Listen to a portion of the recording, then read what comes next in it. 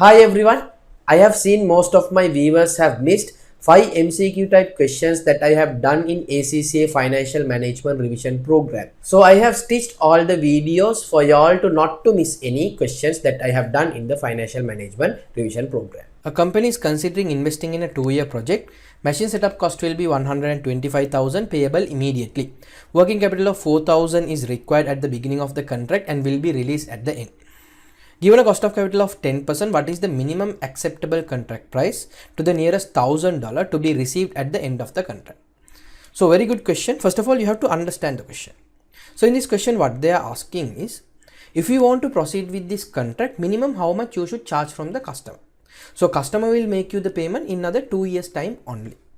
So for you to proceed with this contract, minimum you should have 0 NPV. If it is a negative NPV, you will reject it.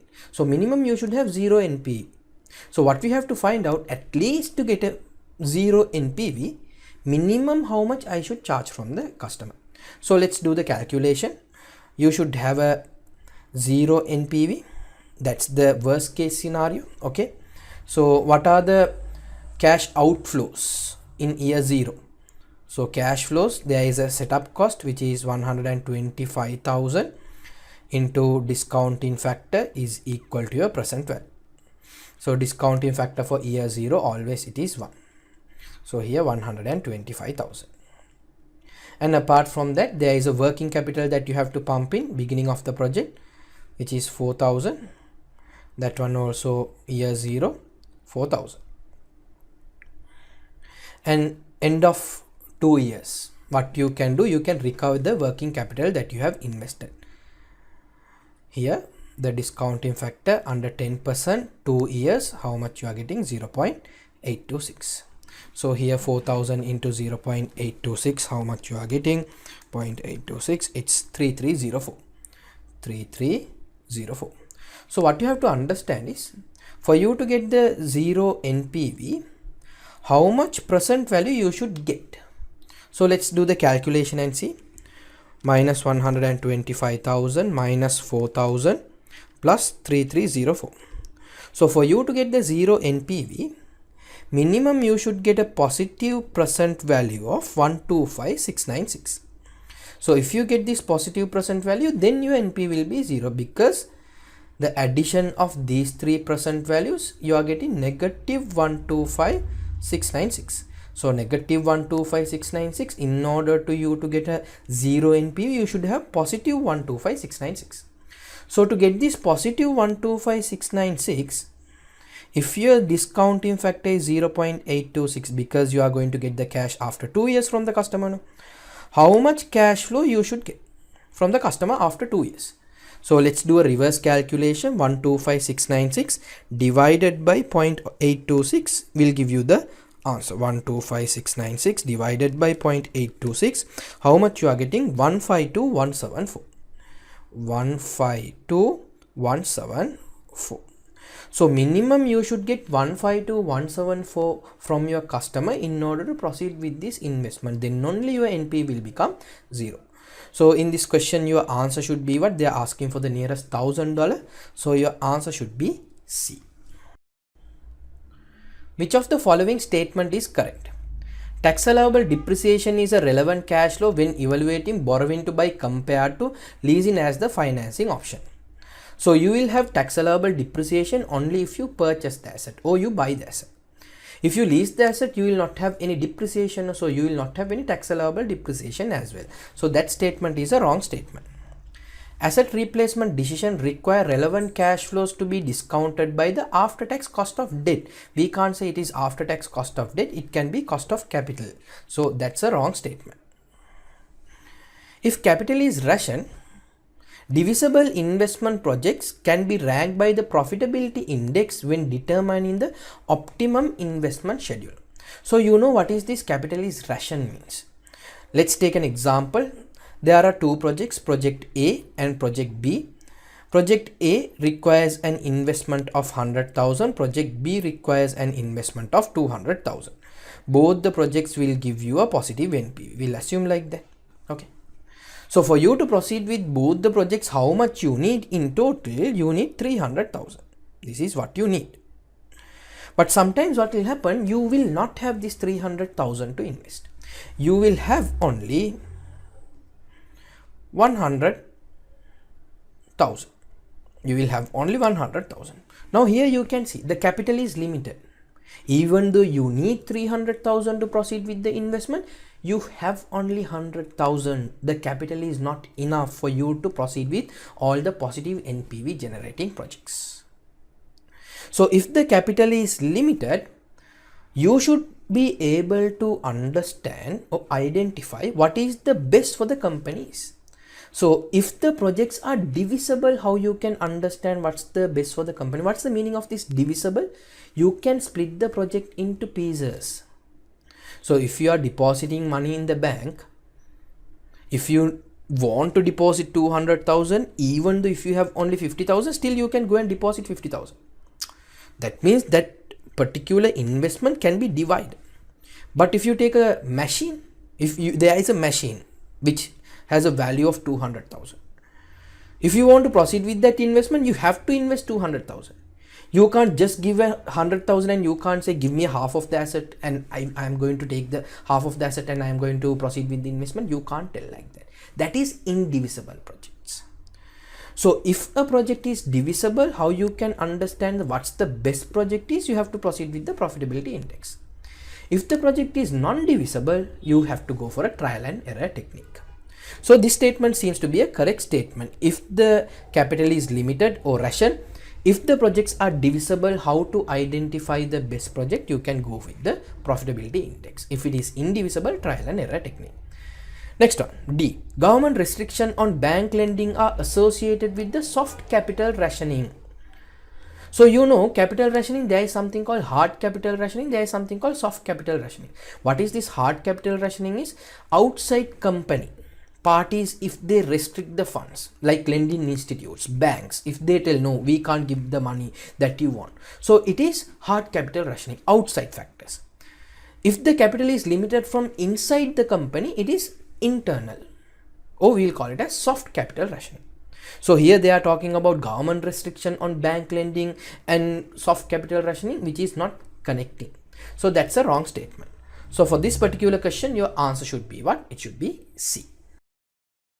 A company has 31st December as its accounting year end. On 1st January 2005, a new machine costing 2 million is purchased. The company expects to sell the machine on 31st December 2006 for 350,000. That means they are expecting to use the asset only for 2 years, 2005-2006. The rate of corporation tax for the company is 30%. Tax allowable depreciation is obtained 25% on reducing balance basis, and balancing allowance is available on disposal of the asset. The company makes sufficient profit to obtain relief for the tax allowable depreciation as soon as they arise.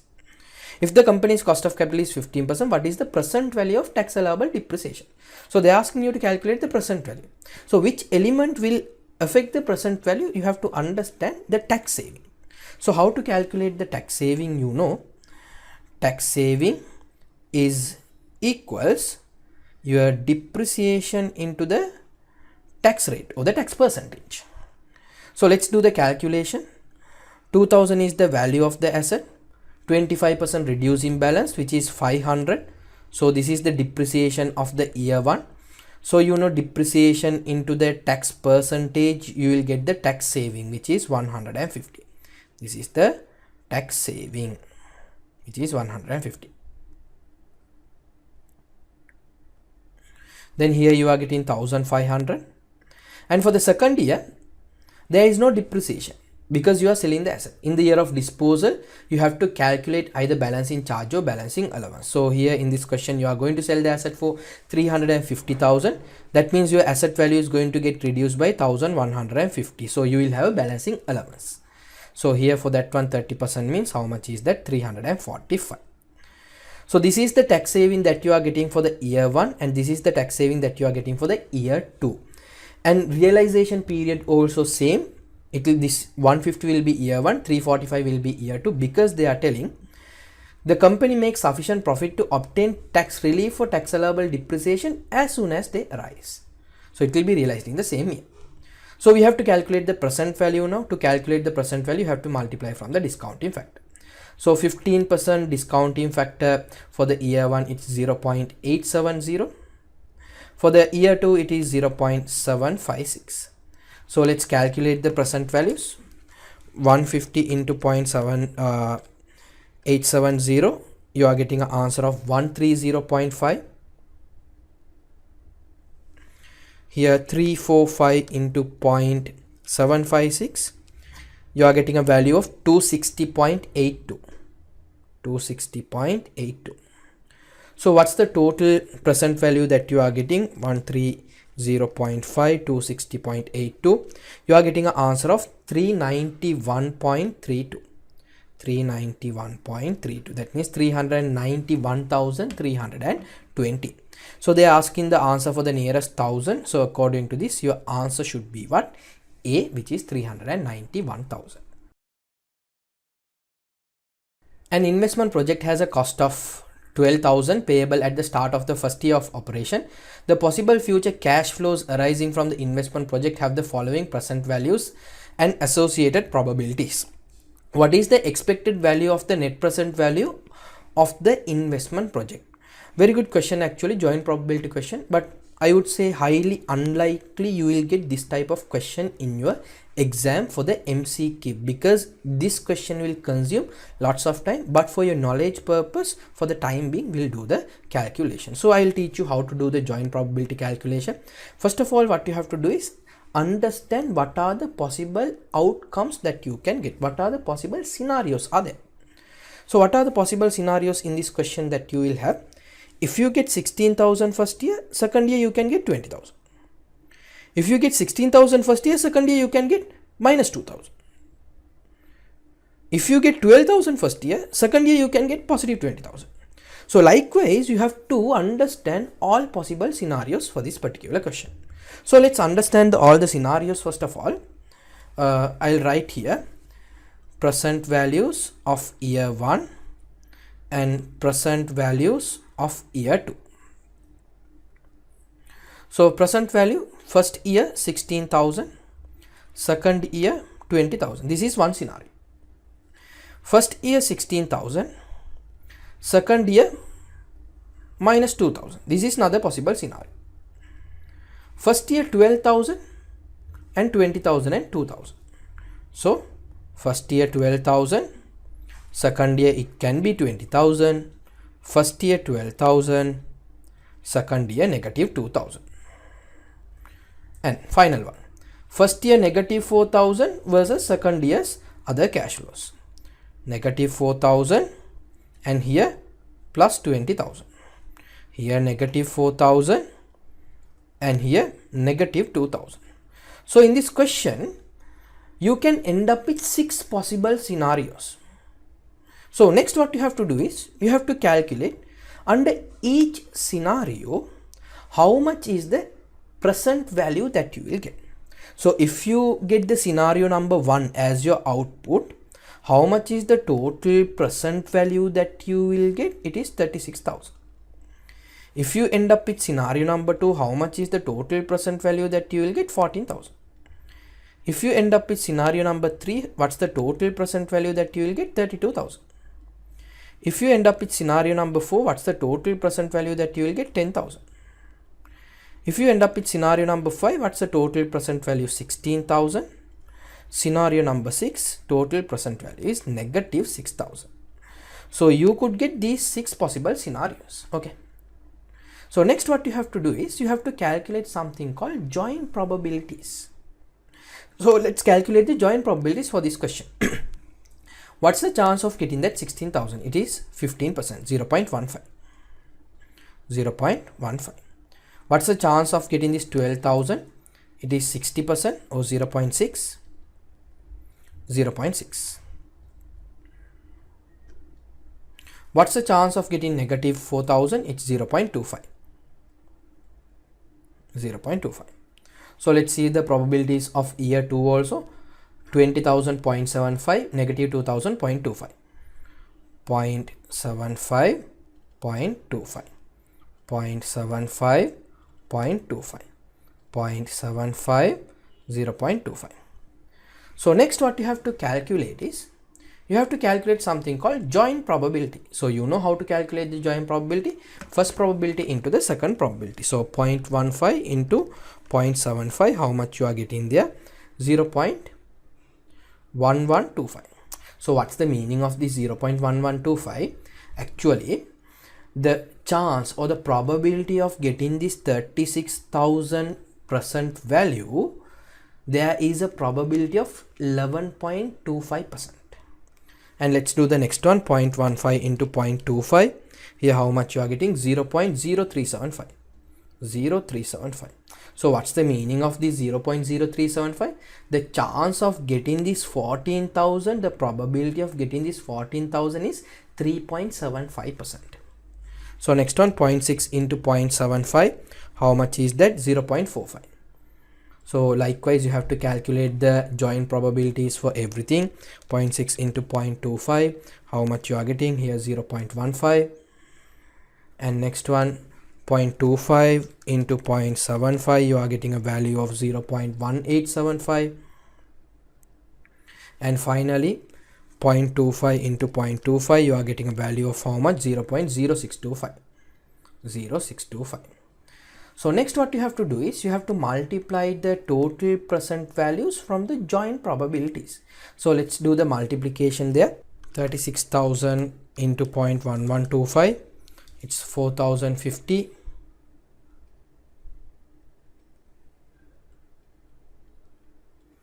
14,000 into 0.0375, 525. 32,000 into 0.45, 14,400. Here 1,500. 16,000 into 0.1875, it's 3,000. Minus 6,000 into 0.0625. So how much is that? Minus 375. So what's the total amount that you are getting? 4,050 plus 525 plus 14,400 plus 1,500 plus 3,000 minus 375. So you are getting here 23,100. Your investment amount is how much? 12,000.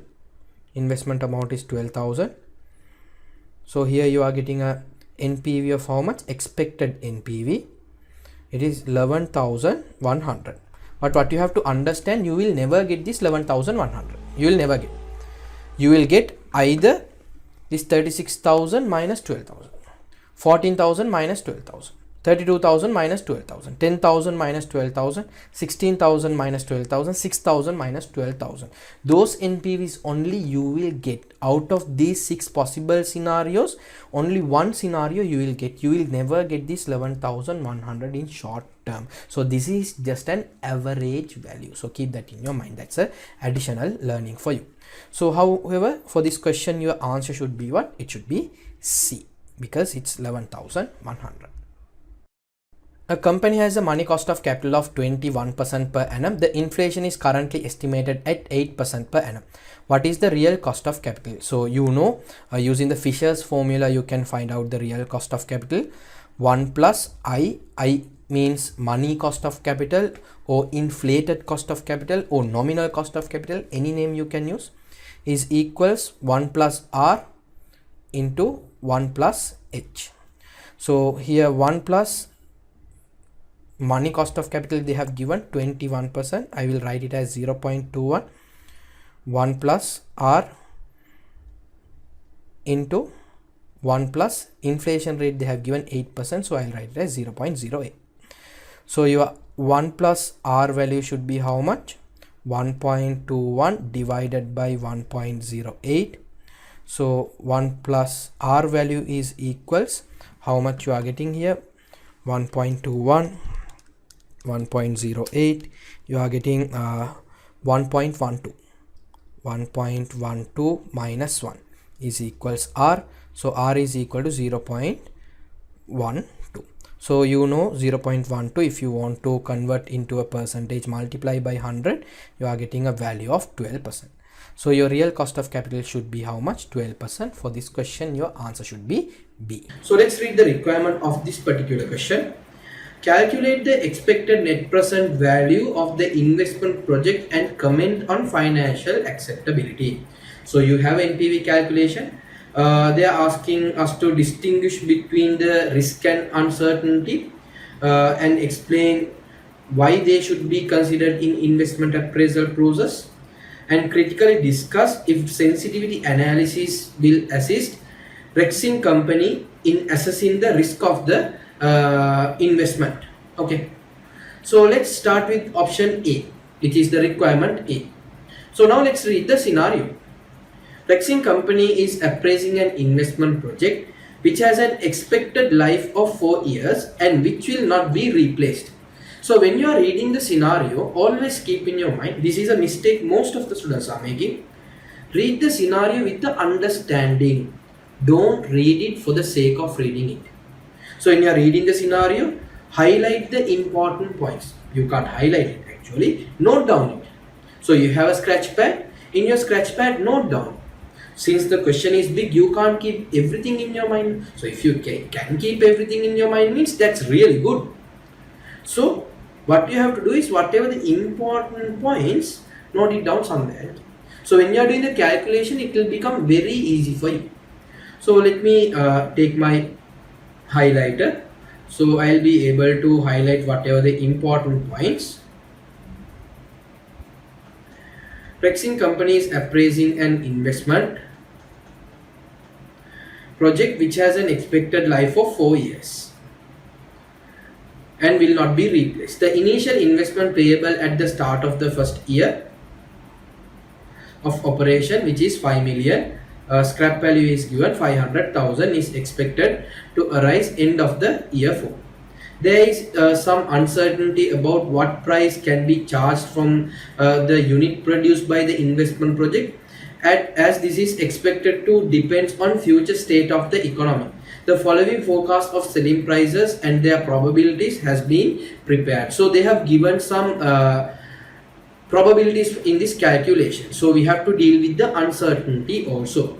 So what they are telling is, if the economy is weak, you will get certain selling price. If economy is medium, you will get certain selling price. If economy is strong, you will get some certain selling price.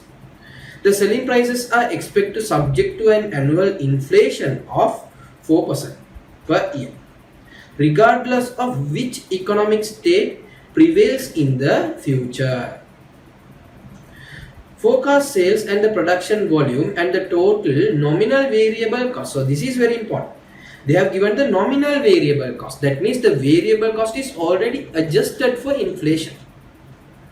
Have already been calculated, forecast as follows. So they have given that information as well. Incremental overheads. Incremental means it is specific for that project. So that overhead you have to take into the consideration when you are doing the NPV calculation. Per year, in current price term, will arise as a result of undertaking a new project. But guys, this is in current price. A large proportion of these overheads relate to energy costs, which are expected to increase sharply in the future because of energy supply shortage. So overheads are subject to an inflation of 10%. So overheads also subject to inflation of 10%. The initial investment will attract tax allowable depreciation on straight line basis. So tax allowable depreciation is there on straight line basis over 4 years. The rate of corporation tax rate is 30%. Liabilities are paid in the year in which they arise. So this is very important. You are paying the tax liability in the same year. Most of the question what they have given is 1 year arrears, but this question is not 1 year arrears, in the same year. And has traditionally used a nominal after tax discount rate. So they have given the nominal rate, which is 11%. So we have to calculate the NPV. Now let's calculate the NPV. This is a 4-year project, year 0, year 1, year 2, year 3 and year 4. So let me start with the sales, and I have variable cost, I have overheads, and this will give you taxable cash flows. So let me start with sales. I'll do a working for sales. Working 1. Working 1 sales. So here I'll take year 1, year 2, year 3 and year 4. So before doing that calculation, I want to calculate my average selling price based on the probability. So I will calculate that. So how much they have given? 25 into 35% plus 30 into 50% plus 35 into 15%. So my average selling price is how much? Average selling price is 29. So based on this, let's do the calculation. So these prices are not inflated prices, so we have to inflate it. This value, I will lock that cell. 29 into 1.04 into how many units? 150,000 units. So here I am getting a value of 4,524,000. So let me copy paste the value for the year 2 and I'll make the changes. This into to the power 2. How many units for the year 2? It is 250,000 units. Let me do it for the year 3 again. Here to the power 3. How many units? 400,000 units. Again, I'll do it for year 4. Is to the power 4. How many units? 300,000 units. So I calculated my sales. When you are doing the calculation, always make sure to link it. Don't go and type 4,524,000 here. Always make sure to link it like this. So here it will be this cell. Year 3, it will be this value. Year 4, it will be this value. So my sales are done. Next one, it is your variable cost. So variable cost here, what they have given is, it is in nominal terms. So nothing to do. They have given the total variable cost. We can directly take that value. So minus 2385000. Let me put some decimal numbers and let me reduce the decimal numbers. Okay. So second year, how much is that? 4.2 million. And next one is 7,000,07080. And next one is minus 5730. So variable cost is done. Next one is overhead. Incremental overheads are 400,000 in current terms. So it is subject to an inflation rate of 10%. So here 400,000 into 1.1. Here this into 1.1 to the power 2. And here to the power 3. And here it's to the power 4. So overheads are done. Now let's take the taxable cash flows and taking the sum. So let me copy paste it. So I got the taxable cash flows. For the cash flows, I will have to pay tax. So the corporation tax rate, how much they have given? 30% tax is paid in the same year. Tax payment.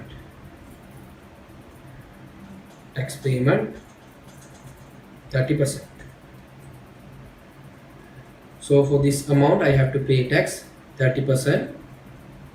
So I'll multiply from negative 30% in order to get a negative value. So let me copy paste the value. So you got the tax payments for all the years. So next one is tax saving. So you will get tax saving for your tax allowable depreciation. So let's calculate the tax saving. Let me do a working for that. Working 2. Working 2. Tax saving. So in this question, the value of the asset is how much? 5 million. Minus the scrap value is how much? They have given 500,000. So this should be divided by 4 because it is a 4-year project. So depreciation per year is how much? 1,125,000. So you know the depreciation into the, this is the depreciation, into the tax rate, you will get the tax saving. This is tax rate, we will get tax saving. So tax saving per year, it should be how much? 1125 into 30%, it is 337,500. So this is the tax saving that you are going to get for each year. So it is 337,500. So let me lock the cell, then I can copy paste it.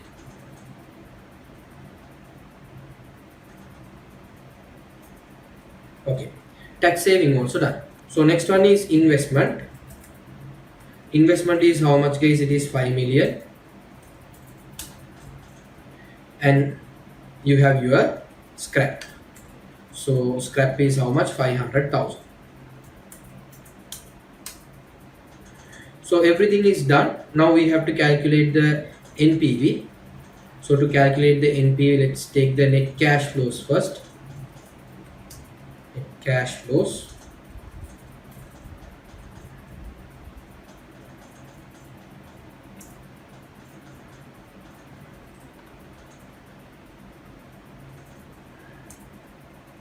So I can copy paste it. So I got the net cash flows.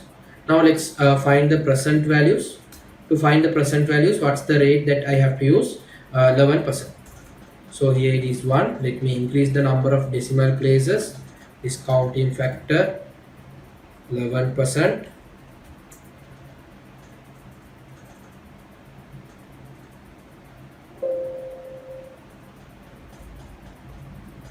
So here 1 divided by 1.11 to the power 1. So here it should be to the power 2. If not, you can take from the present value table also, to the power 3. But if you do it in Excel, the answer that you are getting is, it will be an accurate answer. So you got the discounting factors. Now let's calculate the present values.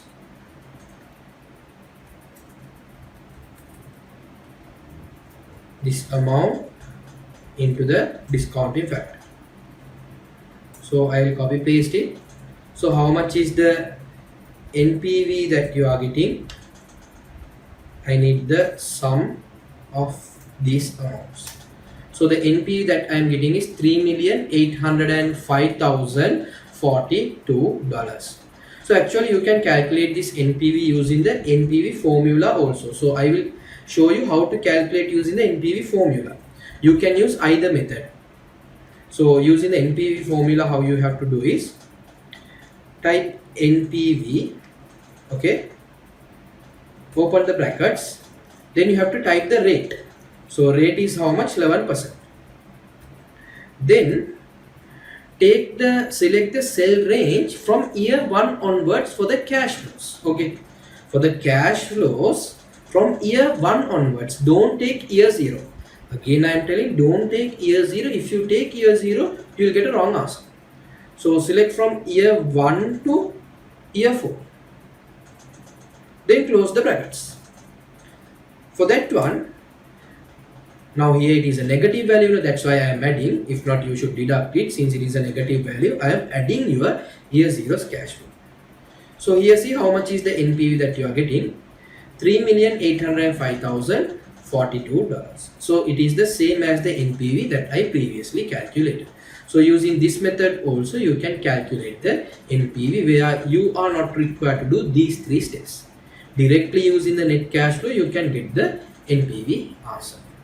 So in the question, what they are asking is calculate the expected net present value of the investment project and comment on its financial acceptability. So you have to make a comment on this also. So how you are going to make a comment? First you can tell 3.8 million 5042. It is an expected NPV, which is it is an average or mean NPV. But for you to understand what is the proper NPV is, you have to calculate the outcomes under each scenario. If the market is weak, what will be the NPV? If the market is medium, what will be the NPV? If the market is strong, what will be the NPV? So based on each scenario, you have to calculate the NPV. After that, based on the risk of the company and risk appetite of the managers, we have to decide whether it is financially acceptable or not. So based on this one, this is just an average NPV where you will get this NPV in long term if you repeat the investment again. So you have to calculate the NPVs under each of these three scenarios, and you have to take the risk also into the consideration. Then based on the risk appetite of the managers, we have to decide whether we are proceeding with the investment or not. So if you can make this comment up to some extent, you will get the perfect 9 marks in the exam. So for the comment you will get like 1 mark, for the calculation you will get like 8 marks. If you make a proper comment, you will get all 9 marks. So this is how you have to do such a calculation. Thrifty PLC cash budget highlights a short-term surplus in the near future. Which of the following action would be appropriate to make use of the surplus? If you have short-term cash surplus, when you are making an investment using the short-term cash surplus, there are 3 things that you have to consider. So what are the 3 things? First one is the safety. So under the safety, what they are telling is, when you are making an investment using short-term cash surplus, there shouldn't be any capital losses. So let's take an example. If you purchase some shares, there is a chance where you can end up with not getting the amount that you have invested. So what they are telling is, using this short-term cash surplus, when you are making an investment, those investment shouldn't get you a loss in the capital. And second one is the liquidity. So what is this liquidity is, when you are using your short-term cash surplus to make an investment, you should be able to get the money when you need.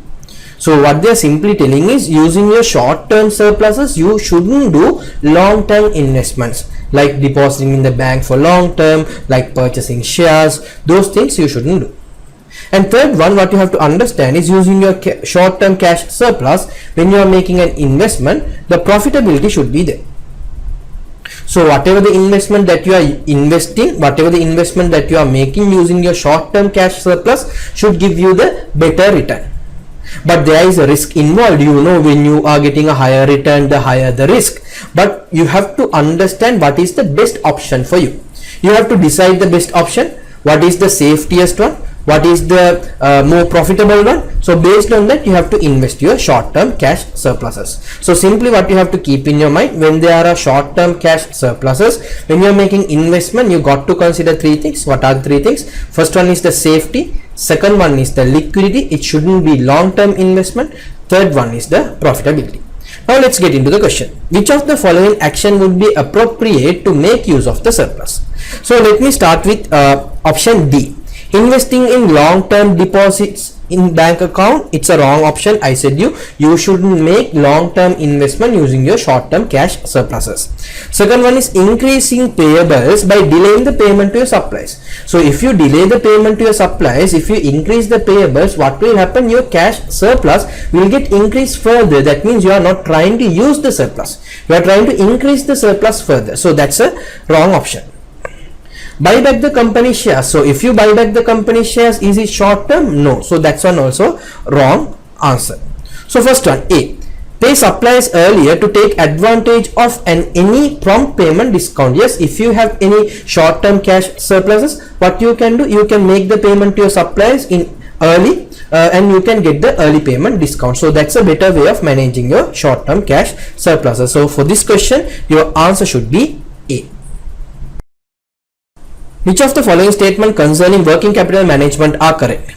Working capital should increase as sales increase. Yes, that's a correct statement. Normally, if you are expecting your sales to get increased, you have to increase the amount that you have invested in the working capital.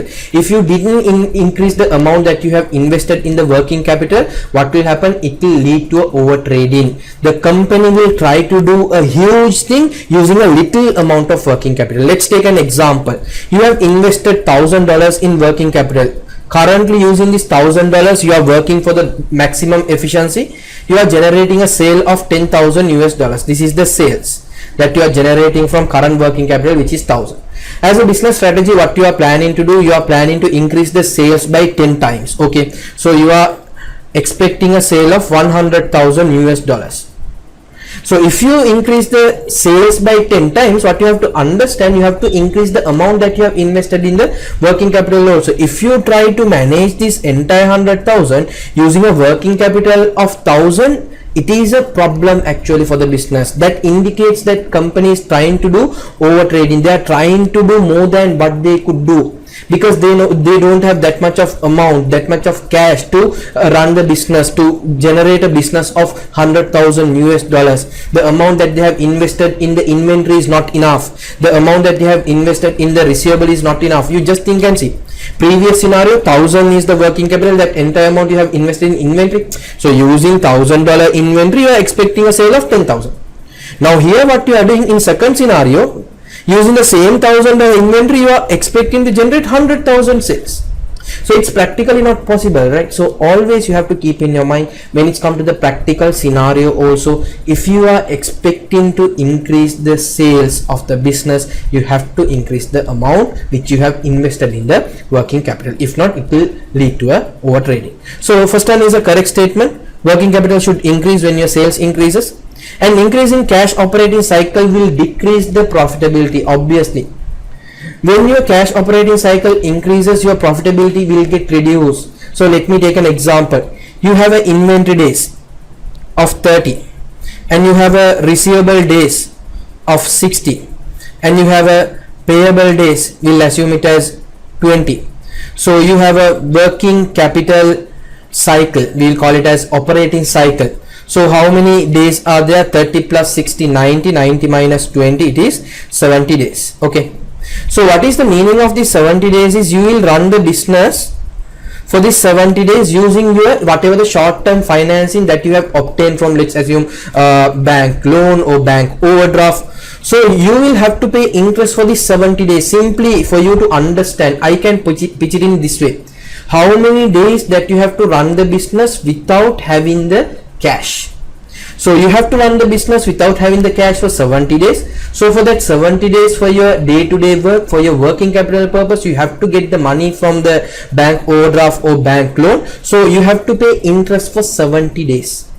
So you just think and see, if this 70 days increase to 150 days due to some reason, if your working capital cycle, if your operating cycle increase to 150 days, as I said you, for your understanding purpose, you have to run the business for 150 days without having the cash. That means you have to fund your working capital, whatever the money that you need for your day-to-day operation, you have to obtain it from a bank overdraft or short-term loan. So when you take the loan for 150 days, what will happen? Your interest will increase. If interest increases, the profitability will come down. So an increase in cash operating cycle will decrease the profitability. Yes, it's a correct statement. And next one, overtrading is also known as undercapitalization. Yes, that is correct statement. What is overtrading is you are trying to do more than what you could do. You have not invested required amount. You have not invested enough amount for your working capital. So amount that you have invested is not enough. It is undercapitalization. So what is the overcapitalization? Means you have invested more than what you need. To run the business, there is a certain amount that you need as working capital. Because you are risk averse, what you have done, you have invested lots of amount, you have kept lots of amount as your working capital. If you keep lots of amount as your working capital, from other end, what you are sacrificing? The profitability.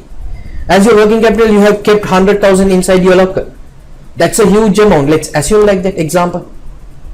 What you could do, rather than keeping 100,000 inside your locker, you can keep only 50,000, which is a efficient amount, a better amount. Remaining 50,000 you can deposit in the bank. So if you deposit in the bank, you will get some profits, interest. So if you invest a huge amount in the working capital, if you keep huge amount as your working capital, from other in what you are sacrificing your profitability. So always there is a trade-off problem in this working capital. Liquidity versus profitability. If you try to increase the liquidity, the profitability will go down. If you try to increase the profitability, the liquidity will go down. So as a business, you should be able to manage these two properly. Okay, 100,000 I have. Out of that, how much I should keep for my working capital purpose? How much I should keep for my investment purposes? So that's how you have to manage your finance. So in this question, what they are telling is overtrading is known as undercapitalization. Yes, you have not invested the required amount for your working capital. That is undercapitalization. It is overtrading, correct?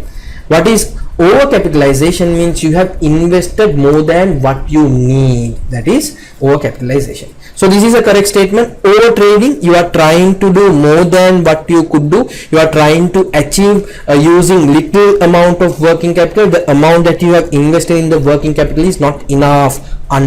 So it is undercapitalization. So it's a correct statement. So all three statements are correct in this question. So your answer for this question, it should be D. Which of the following might be associated with a shortening working capital cycle? So you know how to calculate the working capital cycle if it is a buying and selling business. Inventory days plus receivable days minus payable days is equal to working capital cycle, or we will call it as operating cycle. First one, lower net operating cash flows. So for you to understand, let me pitch it in this way. If you are trying to reduce your operating cash flows, it indicates you are trying to increase your credit flows. So if your credit flows increases, what will happen? Your receivable days will go up. If this answer go up, obviously your working capital cycle also will go up. Here they are asking the shortening the working capital. That means this answer should come down. It shouldn't go up. So that's a wrong statement. Second one, increasing the tax allowable depreciation expenditure. Depreciation and working capital cycle, it doesn't have any connection. So that statement also wrong. Next one, slower inventory turnover. Let me take an example like this. Before the inventory turnover is 15 times. Now inventory turnover is 10 times. So what's the meaning of this 15 times is, those days for a year your inventory is becoming a sale 15 times for a year. Now your sales are becoming, your inventory is becoming a sales for a year only 10 times. So as an example, those days approximately your inventory to become a sale, it will take, I would say approximately, we'll assume there are only 300 days for a year, 20 days.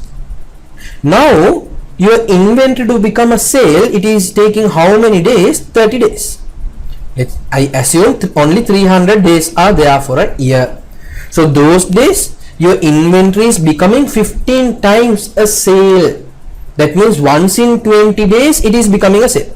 Now it's not like that. Now it's becoming a sale once in 30 days. Your inventory turnover has been reduced. So here see what's happening to your inventory days, it is increasing. That means, you know, when your inventory days, this answer increases, again your working capital cycle will increase. But that's not they are asking. They are asking the shortening the working capital cycle. So that one also wrong answer.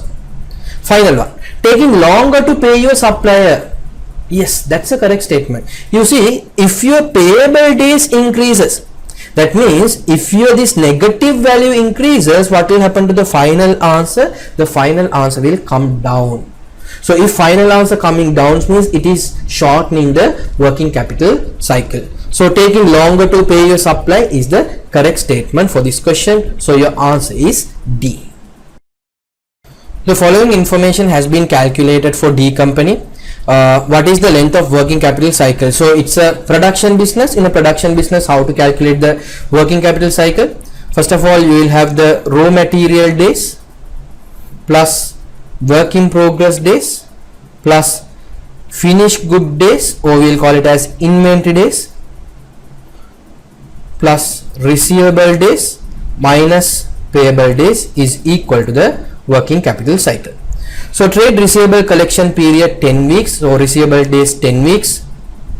Raw material turnover period is 6 weeks, raw material days 6 weeks, work in progress period is 2 weeks,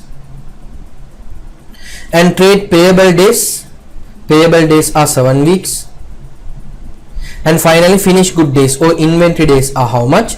6 weeks. So what's the working capital cycle that you are getting here? 6 plus 2 plus 6 plus 10 minus 7. You are getting 17 days. Your working capital cycle, sorry, it's not 17 days, 17 weeks. So it's there in answer C. A company sells inventory for cash to a customer at a selling price which is below the cost of inventory. How will this transaction affect the current ratio and the quick ratio immediately after the transaction? So let me do the calculation using certain numbers before the transaction. I'll do before. So I am telling you have certain current assets. Current assets are 1000, and inside this 1000 you have an inventory. Okay, the value of the inventory is $200. Inside this 1000 current asset you have an inventory. The inventory value is 200, and you have certain current liabilities. I am telling current liability value is 500. Okay, so let's calculate the current ratio. You know, current assets divided by current liability. So current assets you have 1000, current liabilities you have 500, so you are getting a current ratio of 2.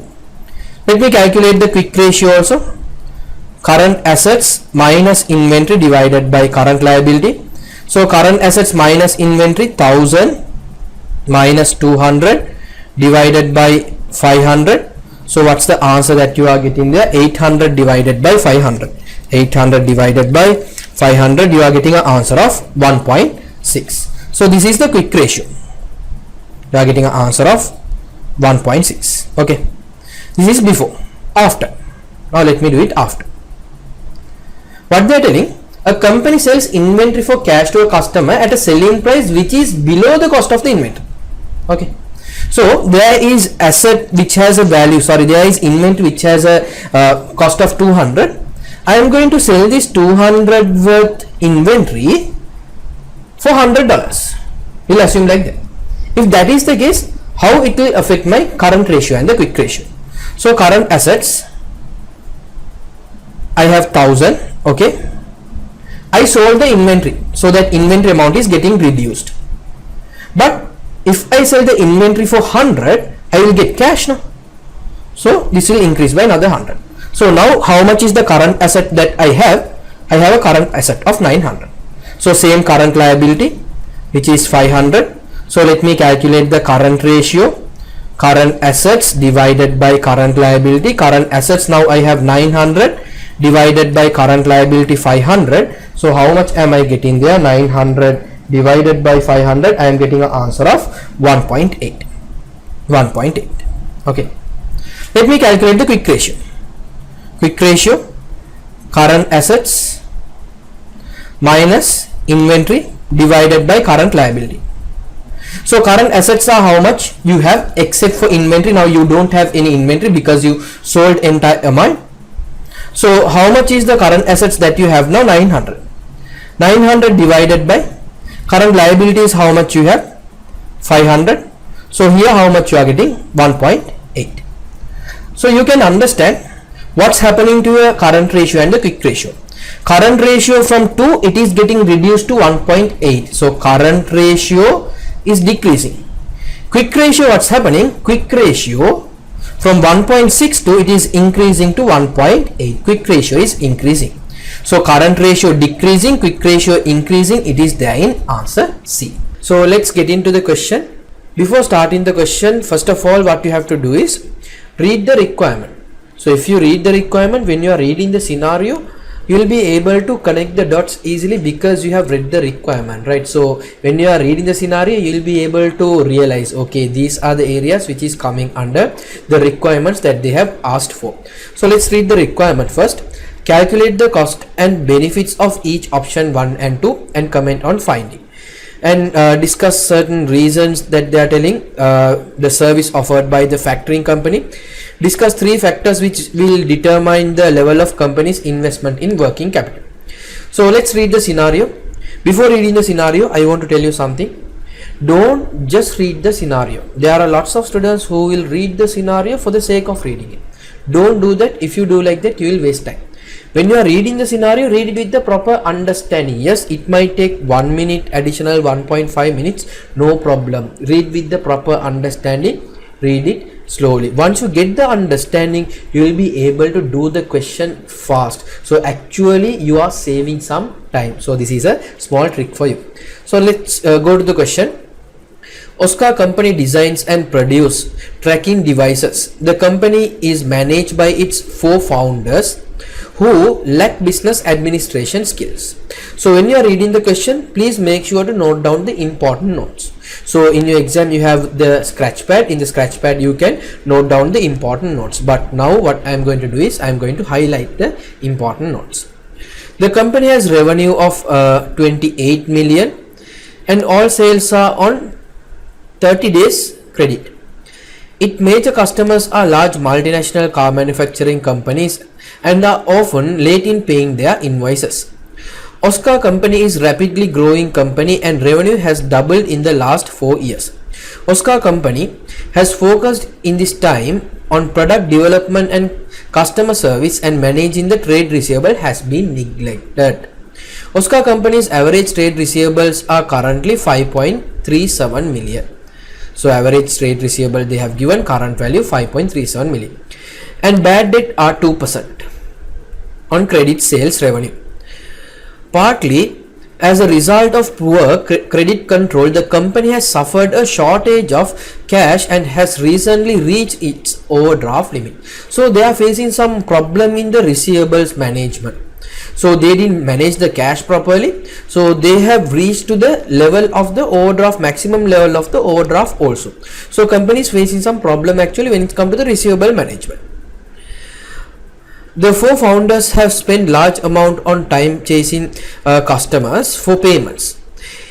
In an attempt to improve the trade receivable management, Oscar company has approached a factoring company. So they have approached a factoring company to manage the receivables. Let's see what's going to happen. The factoring company has offered 2 possible options. So now we can connect the dots. Here, can you remember we read something, calculate cost and benefits of 2 options. So now we are going to read the options. So this is how you have to do a calculation. Administration by the factor of Oscar company's invoicing, sales, accounting and receivable collection on full recourse basis. So what's the meaning of this full recourse basis? Full recourse means factoring company will not give the cover for the bad debts. They will not give the cover. That's the full recourse. The factor would charge a service fee of 0.5 of credit sales. So there is a service fee of 0.5 of credit sales. Oscar company estimate that this would result in saving of 30,000 per year in administration cost. So what they are telling is, if you proceed with the factoring company, there will be a saving in the administration cost, which is $30,000.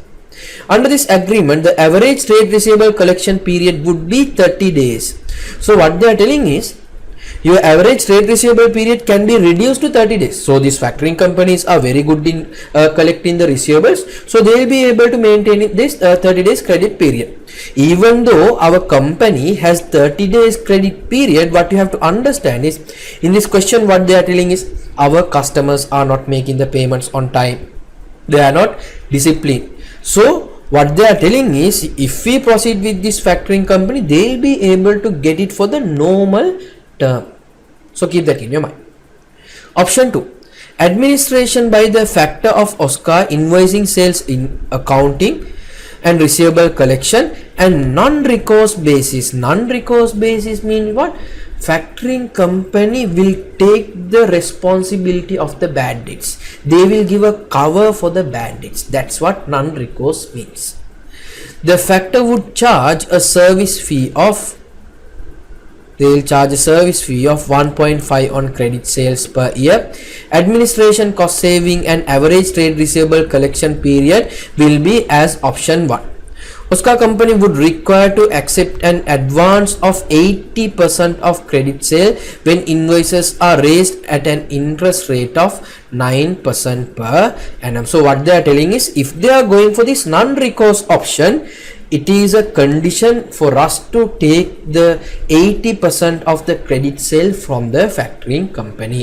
So here see, the Oscar company pays interest on overdraft on 7% per year and company operates 365. Now you can understand, we can get the normal whatever the loan or the overdraft at the rate of 7%. But for the factoring company, if you are taking 80% of the cash that we want, that 80% is subject to a 9% interest. So the interest is little high. So if you want to go ahead with the non-recourse option, then you have to pay that additional interest. So let's do a proper analysis and see which one is the better option for you. So as the requirement, calculate the cost and benefit of each option and option 1 and option 2 and comment on your findings. This question is there for 8 marks. So let's start to do the calculation. So let's see what's the cost is going to be there or benefit is going to be there under option 1.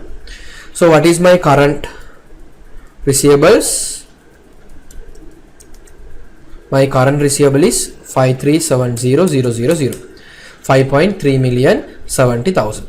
So what they're telling is, if we proceed with this factoring company, according to option 1, our receivable days can be reduced to 30 days. So before moving into that, I want to tell you something. We have to calculate and see, just see guys, what is our current receivable days are. Current receivable days. So how to calculate the receivable days? You know the formula. Receivables, which is 5.37 divided by the credit sales 28 million into 365. So here you can see guys, your current receivable days are how much? 70 days. So let me reduce the number of decimal places. Current receivable days are how much? 70 days. Even though you are requesting your customers to make the payment within 30 days, they are not making the payment within 30 days. They are taking how many days? 70 days. You know, when your receivable days increases, your working capital increases, then the amount of the interest that you will have to pay also will increase. And here see, what they are telling is, if we proceed with this factoring company, we can reduce it for 30 days. So if we can reduce the 70 days into 30 days, that's a big saving for you, right? So let's see what will be my revised receivables. My revised receivables will be how much? I'll write it here just for you to get an understanding. Normally receivable days will be calculated, the receivable value divided by the credit sales value into 365. Here what we are going to find is the receivable value. So the receivable value will be equals your receivable days into credit sales divided by 365. So we are going to find the receivable value. Now in your exam you are not required to type like this. Why I type this here? Because for you all to get an understanding. So let's calculate the revised receivable. My new receivable days are going to be 30 days into my credit sales value is how much? 28 million. 28 million divided by 365. So my new receivable balance will be how much? 2.3 million 1370. So what is the reduction in the receivable?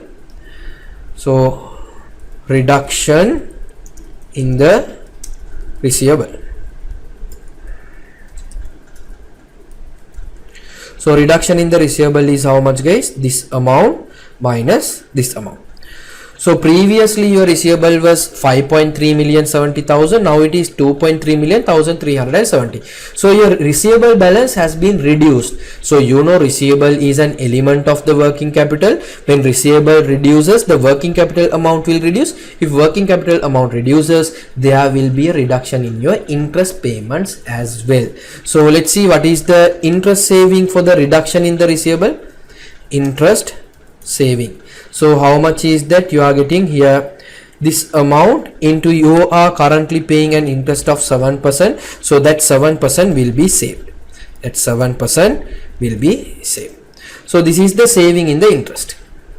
So what else I have to calculate? I will take it for the row number 7.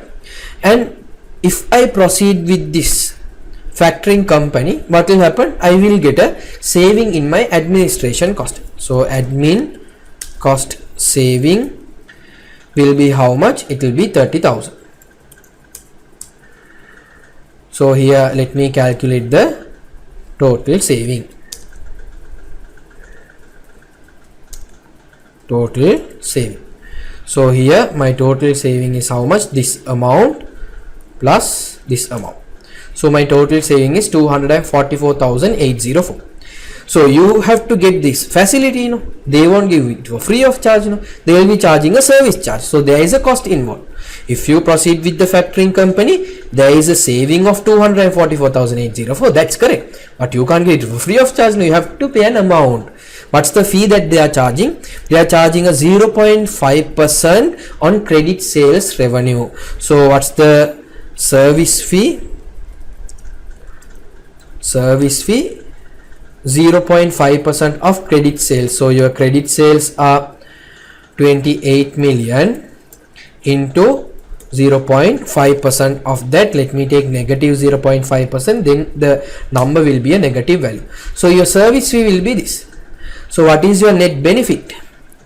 Your net benefit, if you give your receivable collection process, here see, invoicing, sales, accounting and receivable collection, if you give the task to this particular factoring company, what's the net benefit that you will get according to the option 1? 104,804. This is full recourse basis. That means factoring company is not giving the cover for the bad debt. So your option 1 saving is how much? 104,804. So now let's see what will be the cost under option 2. Cost and the benefit under option 2.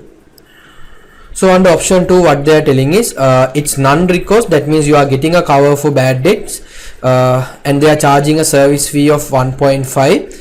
80% of the whatever the amount that we are going to finance should be financed from this factoring company at a rate of 9%. So, and what they are telling, whatever the saving that you got in the administration, you will get for the option 2 as well. So let me take this value. Interest saving will be the same, interest saving. So it will be how much?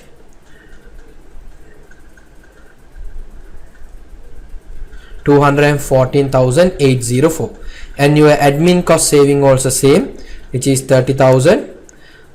But there is an additional saving which is coming in. What's the additional saving is your bad debt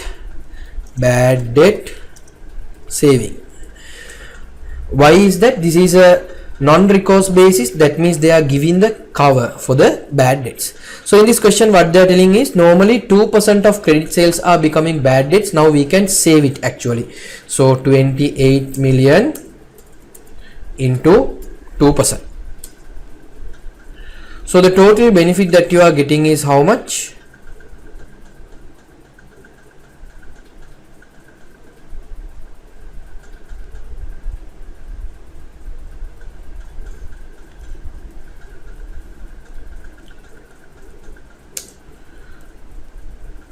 So this is my total savings.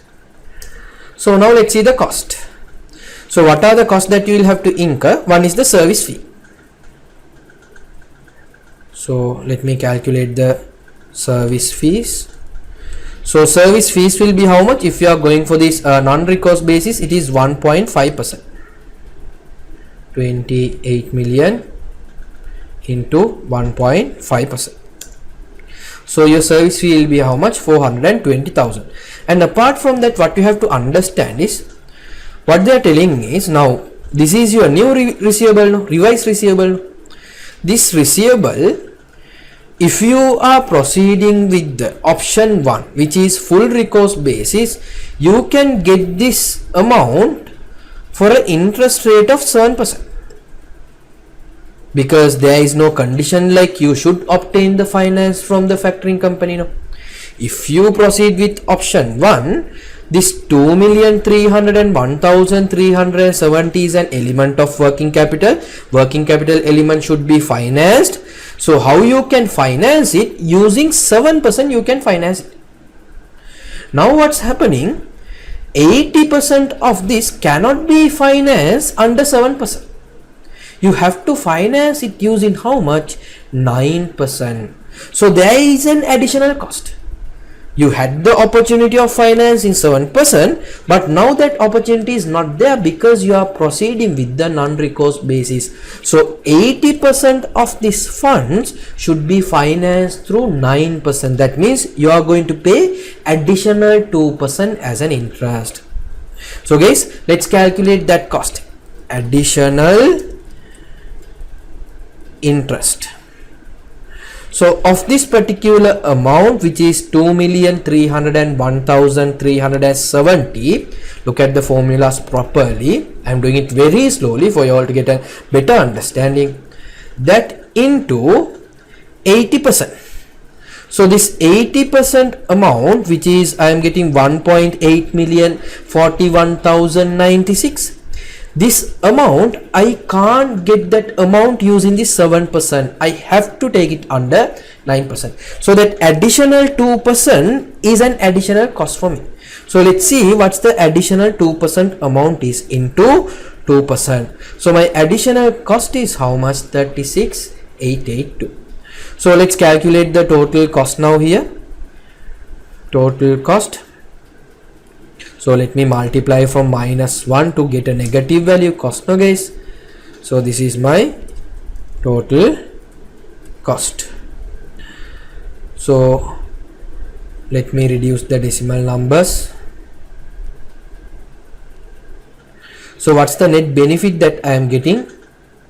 Net benefit, this amount is the benefit, this is the cost. So my net benefit is how much? Net benefit is 347,982. So here according to the option 1, benefit is 104,804. According to the option 2, the benefit is 347,982. So what they are asking is here, calculate the cost and the benefit of each option and comment on the finding. So you can comment like this: option 1 and option 2, both the options are good because you are getting a net benefit, but option 2 is giving you a higher benefit than option A. So it is recommended to proceed with option 2. So this is how you have to give your comment for this question. So now you can see how easy this question is.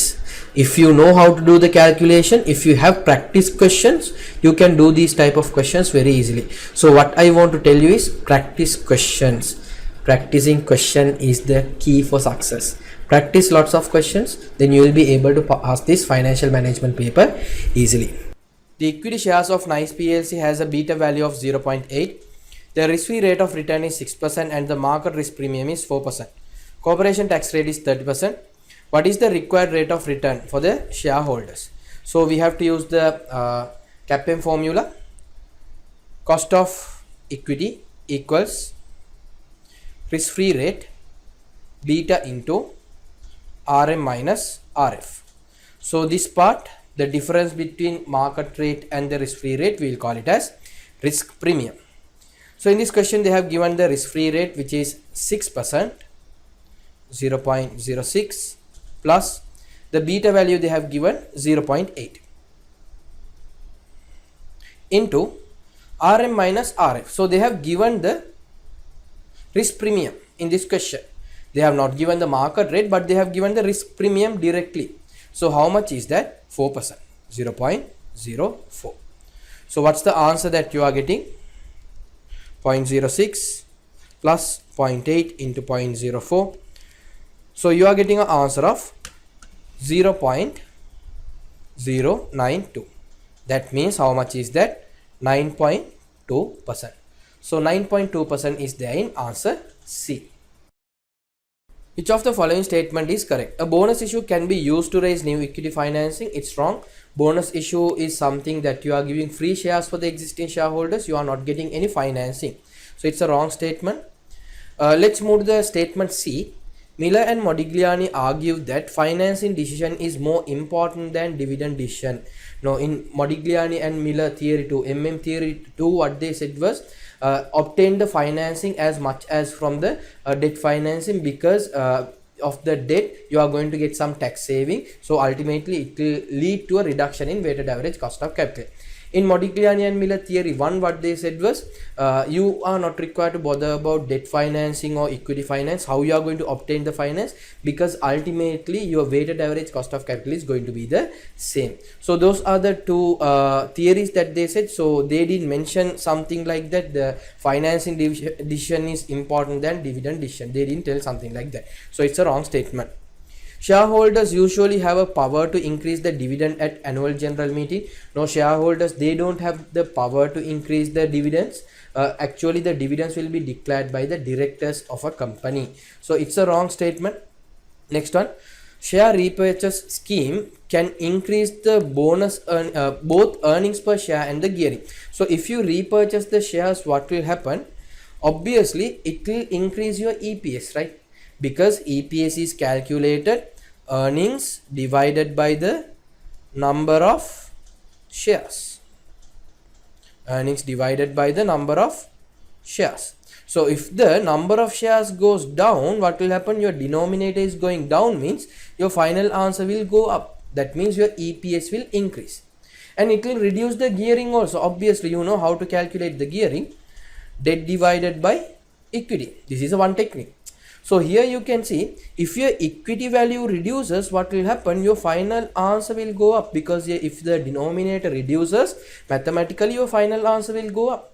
That means your gearing is going up. So both the statements are correct. If you repurchase the shares, what will happen is your EPS will increase, your gearing also increase. So this answer is a correct answer. So your answer should be B. 4 companies are identical in all respects except for their capital structure, which are as follows. So they have given the capital structure and they have given some beta values as well. So APLC has a equity beta value of 0.89. DPLC has a equity beta value of 1.22. So what they are asking, within which range will the equity beta of BPLC and CPLC lies? So first of all, we have to understand which company is more riskier and which company is less riskier. So when you are looking at the capital structure here, see, BPLC is very risky company, because out of their total capital 80% is debt. So this is second, this is third, this is fourth. So what you have to understand, if you take BPLC's beta will be obviously greater than both APLC and DPLC. It will be riskier more than APLC and DPLC. If you take CPLC, okay, here see, CPLC is more riskier. It is more riskier than APLC. C company has a debt proportion of 35%, where APLC has a debt proportion of only 30%. So C is more riskier than APLC. Now let's compare C with D. If you take CPLC with DPLC, here see, CPLC has debt of only 35%, D has a debt of 60%. So C is less riskier than DPLC. So now let's go through the answer. First one, what they are telling, the beta of BPLC and beta of CPLC are both higher than 1.22. Beta of BPLC and beta of CPLC are both higher than 1.22. So let me write the values here. 1.22, here 1.22, here A beta is 0.89, here 0.89. It's a wrong statement, guys, actually.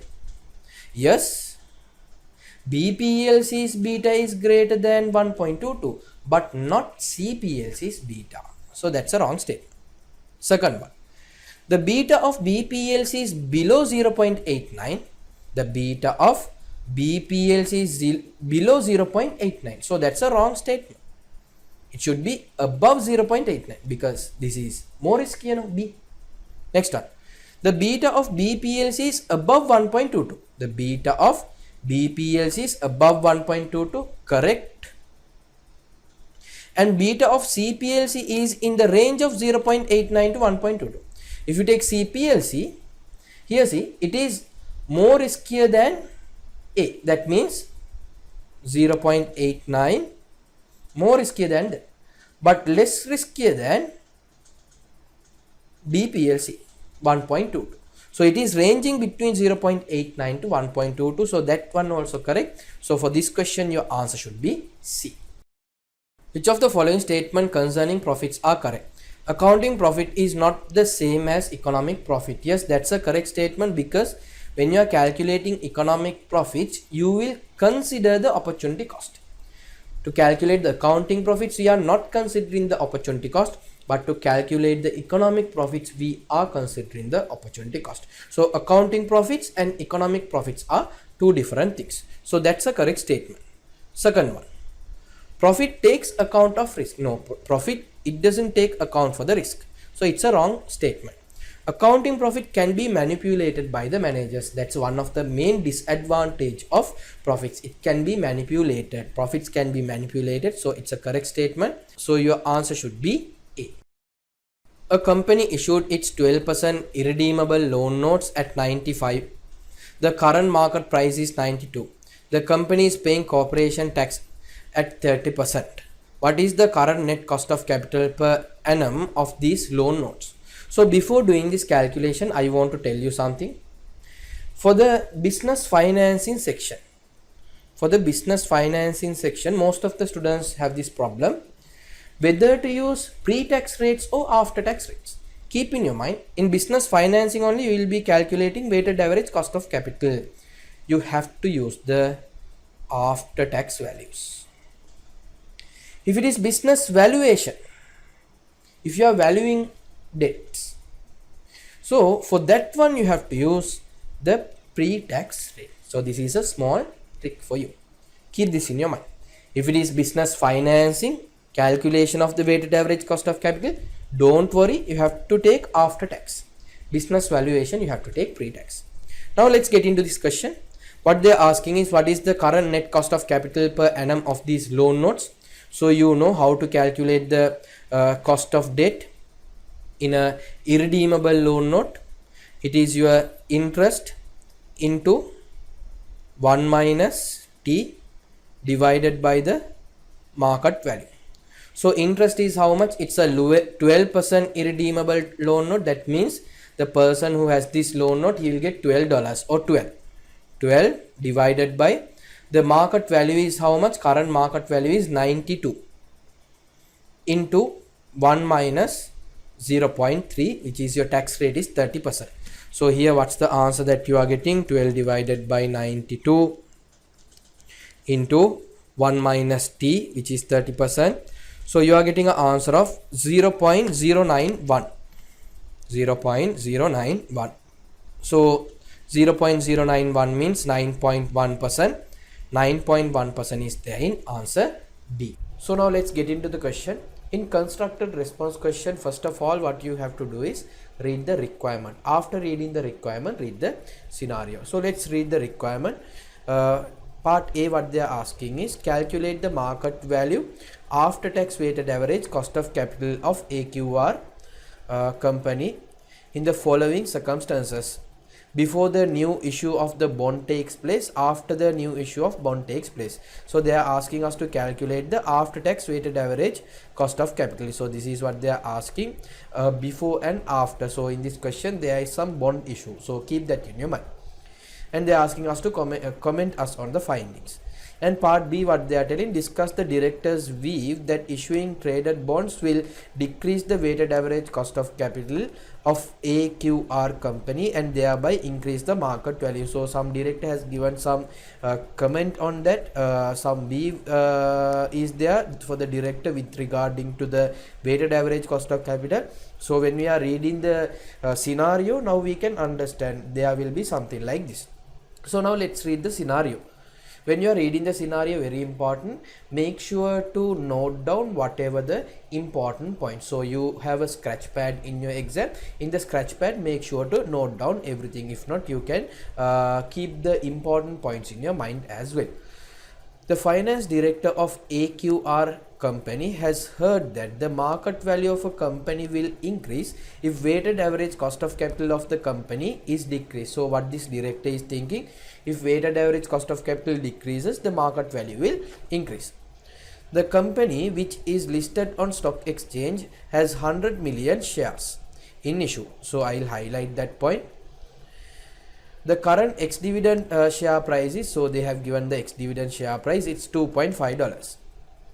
AQR company also has in issue bonds which has a book value of 60 million and their ex-interest market price is 104.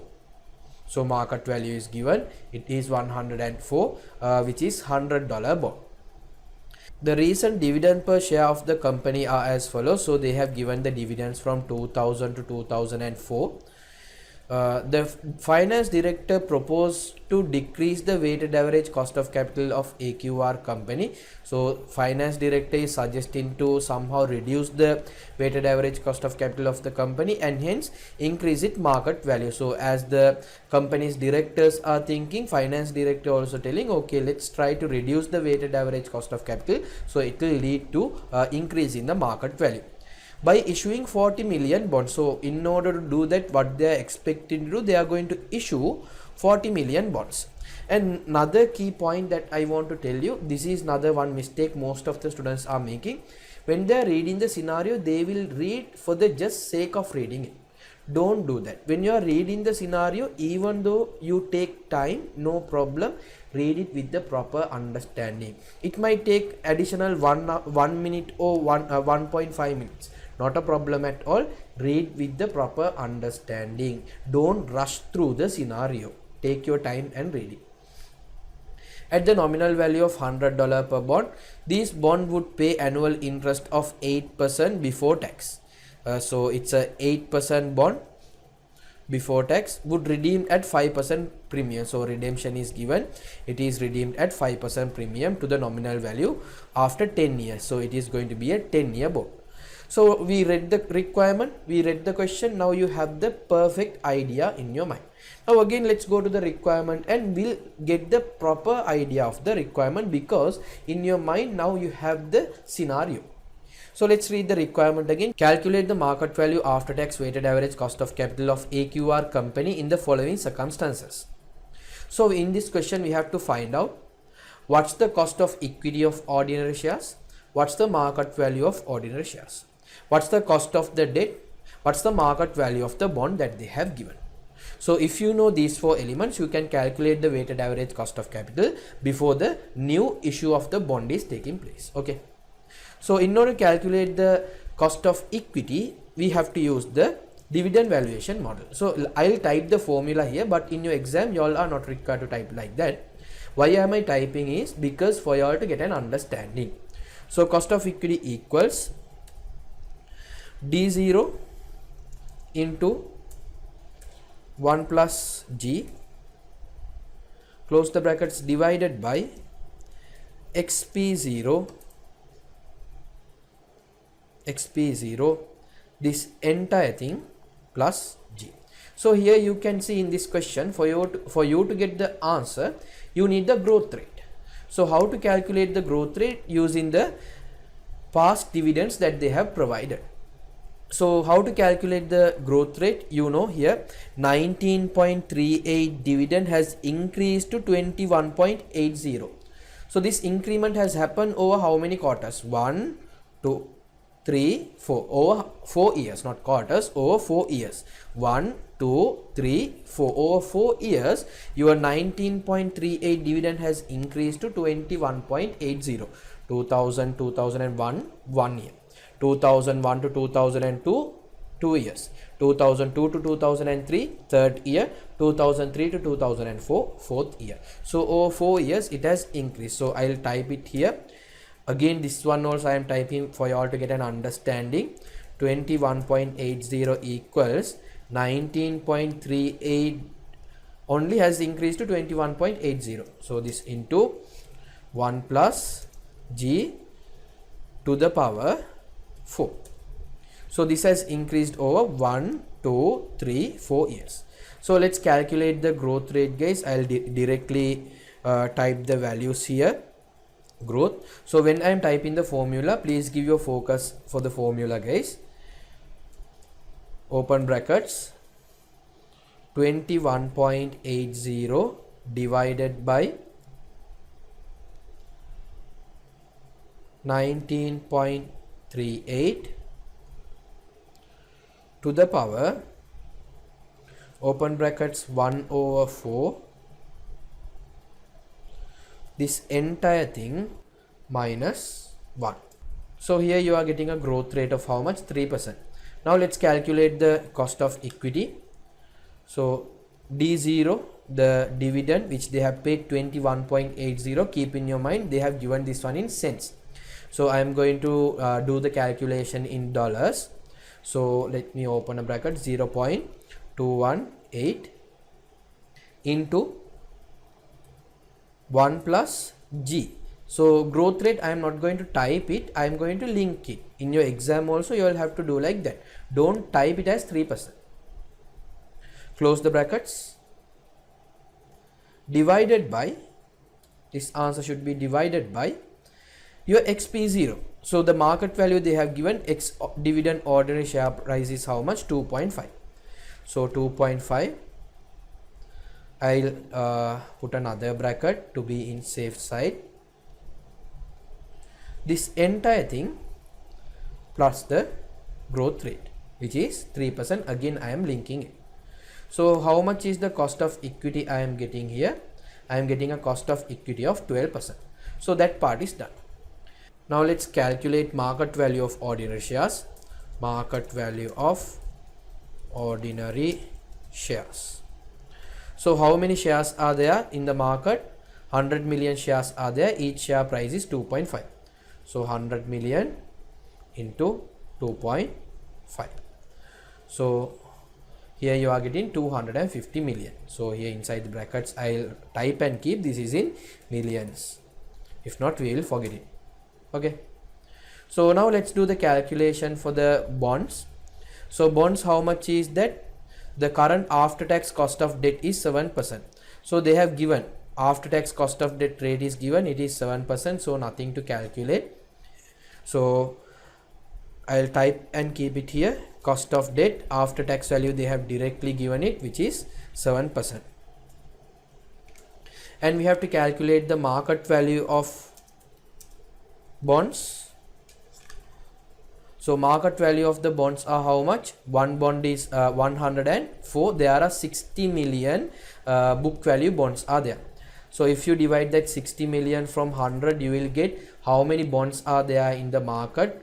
So if you divide 60 million from 100, you will get 600,000 bonds are there in the market, and each bond is trading at a value of 104. So what's the market value of the bond? It is 62.4 million. So here let me put the currency. This is 250 million and this is 62.4 million. 62.4 million. So you have the cost of equity, you have the market value of ordinary shares, you have the cost of debt, you have the market value of the bonds. Now let's calculate the weighted average cost of capital. So let me add a column here, guys. In your exam you all can't add columns like this, okay? You'll have to type it in the proper place. So here this is question A. Question A, Roman number 1. Question A, Roman number 1.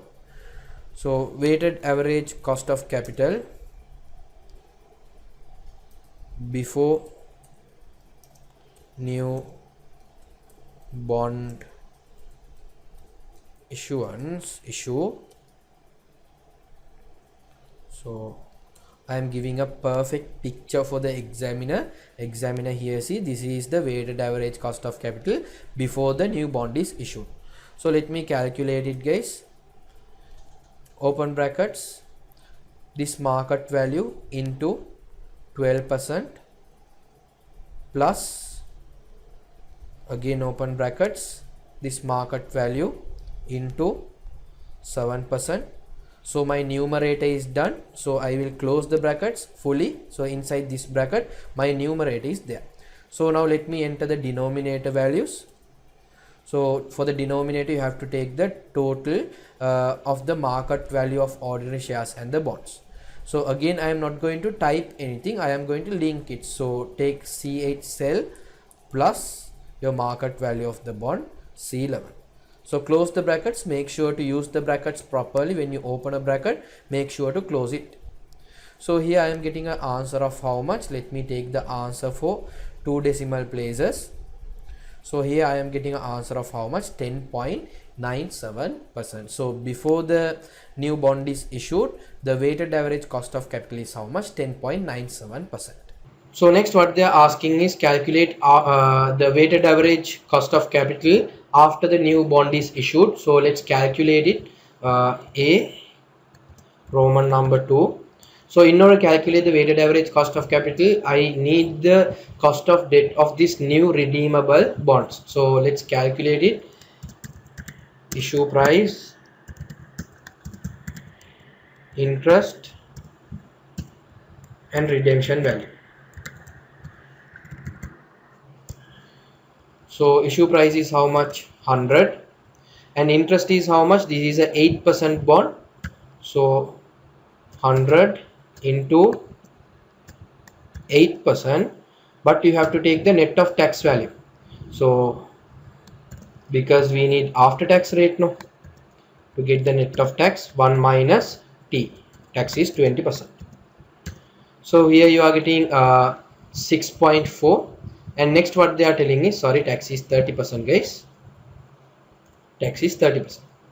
So here you are getting 5.6, and at the time of redemption here they have given you can redeem it at 5% premium. That means you will get the 100 par value, top of that another 5%. So in total how much you will get? 105.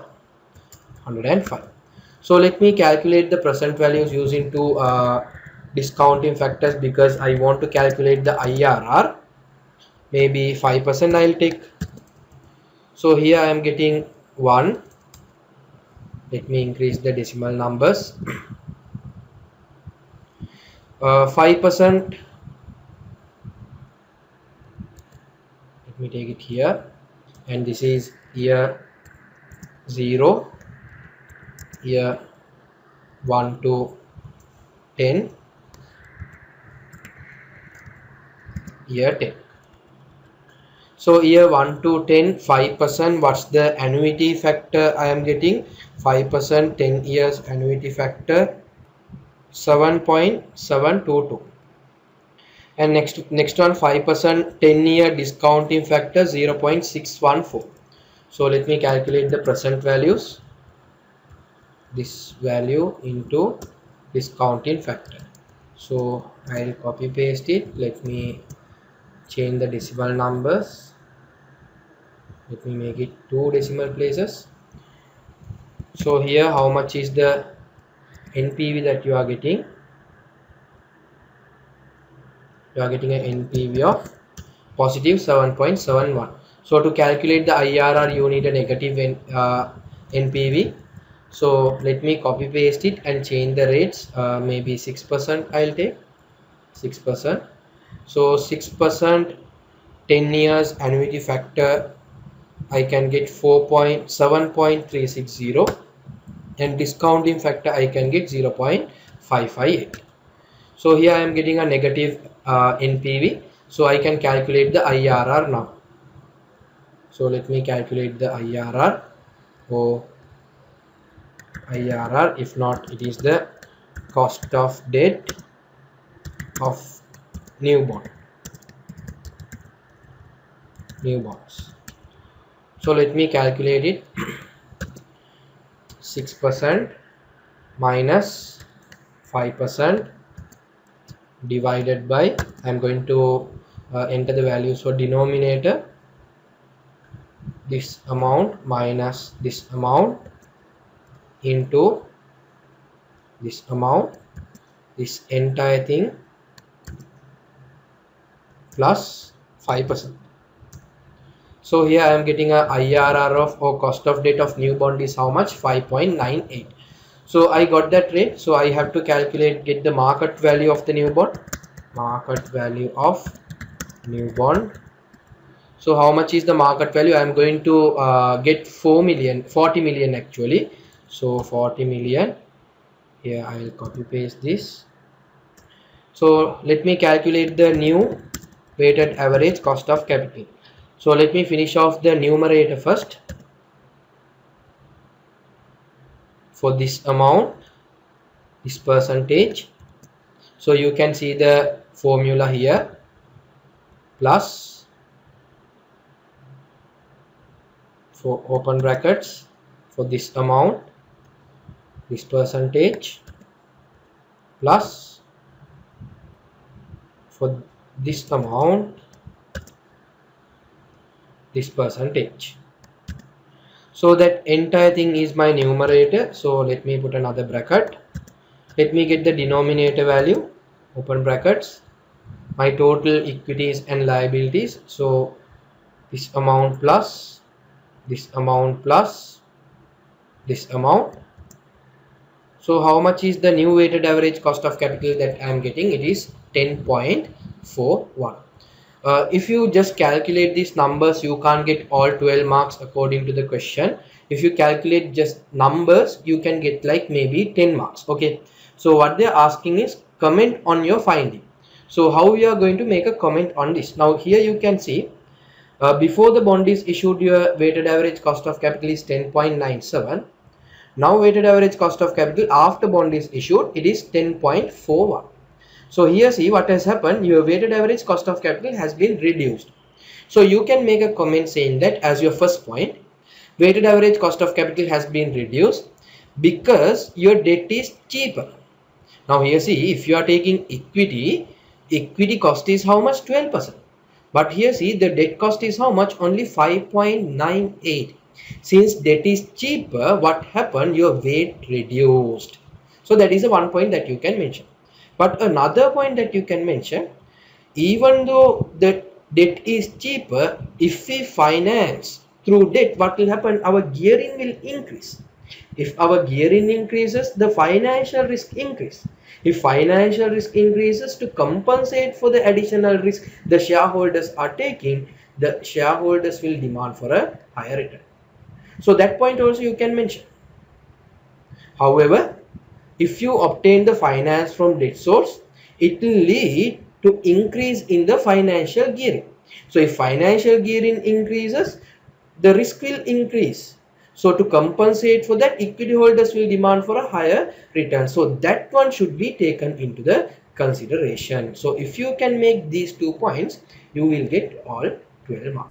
Mr. Mays has been left 30,000 which he plans to invest on stock exchange in order to have a source of capital. He decide to start his own business in few years time. A friend of his who works in City of London has told him that the London Stock Exchange shows strong form of market efficiency. So when it's come to the market efficiency, you might have learned there are 3 types of market efficiencies. So first one is weak form efficiency. So what is this weak form efficiency is what you have to understand. If you can't get benefited by having the past information like the movement in share prices, that market we will call it as weak form efficient. Yes, there is some kind of efficiency level, but the efficiency level is weak. If you have past transactions, past details, past share price movements, if you can't get benefited from those information, that efficiency level we will call it as weak form efficiency. Next one is semi-strong form efficiency. So under the semi-strong form efficiency, what you have to understand is, if you can't get benefited by having past information as well as all the publicly available information, you have all the past information, past share price movements, and you have all the publicly available information also, something like your financial statements. Using this information, if you can't get benefited, that efficiency level we will call it as semi-strong efficiency level. And final one, strong form efficiency level. In strong form efficiency level, you can't get benefited, I am clearly stating you can't get benefited by having past information, by having publicly available information, as well as private information. That level of efficiency we will call it as strong form efficiency. Let's take an example. You have the past information of an organization, past share price movements, you have the information, you have all the financial statements of the organization which is publicly available for everyone, and you have certain private information also, insider information of a business. By using all these information, still if you can't get benefited, means that efficiency level we will call it as strong form efficiency level. So if your share market is strong form efficient, for you to get benefited, what you have to do is you have to diversify your investments.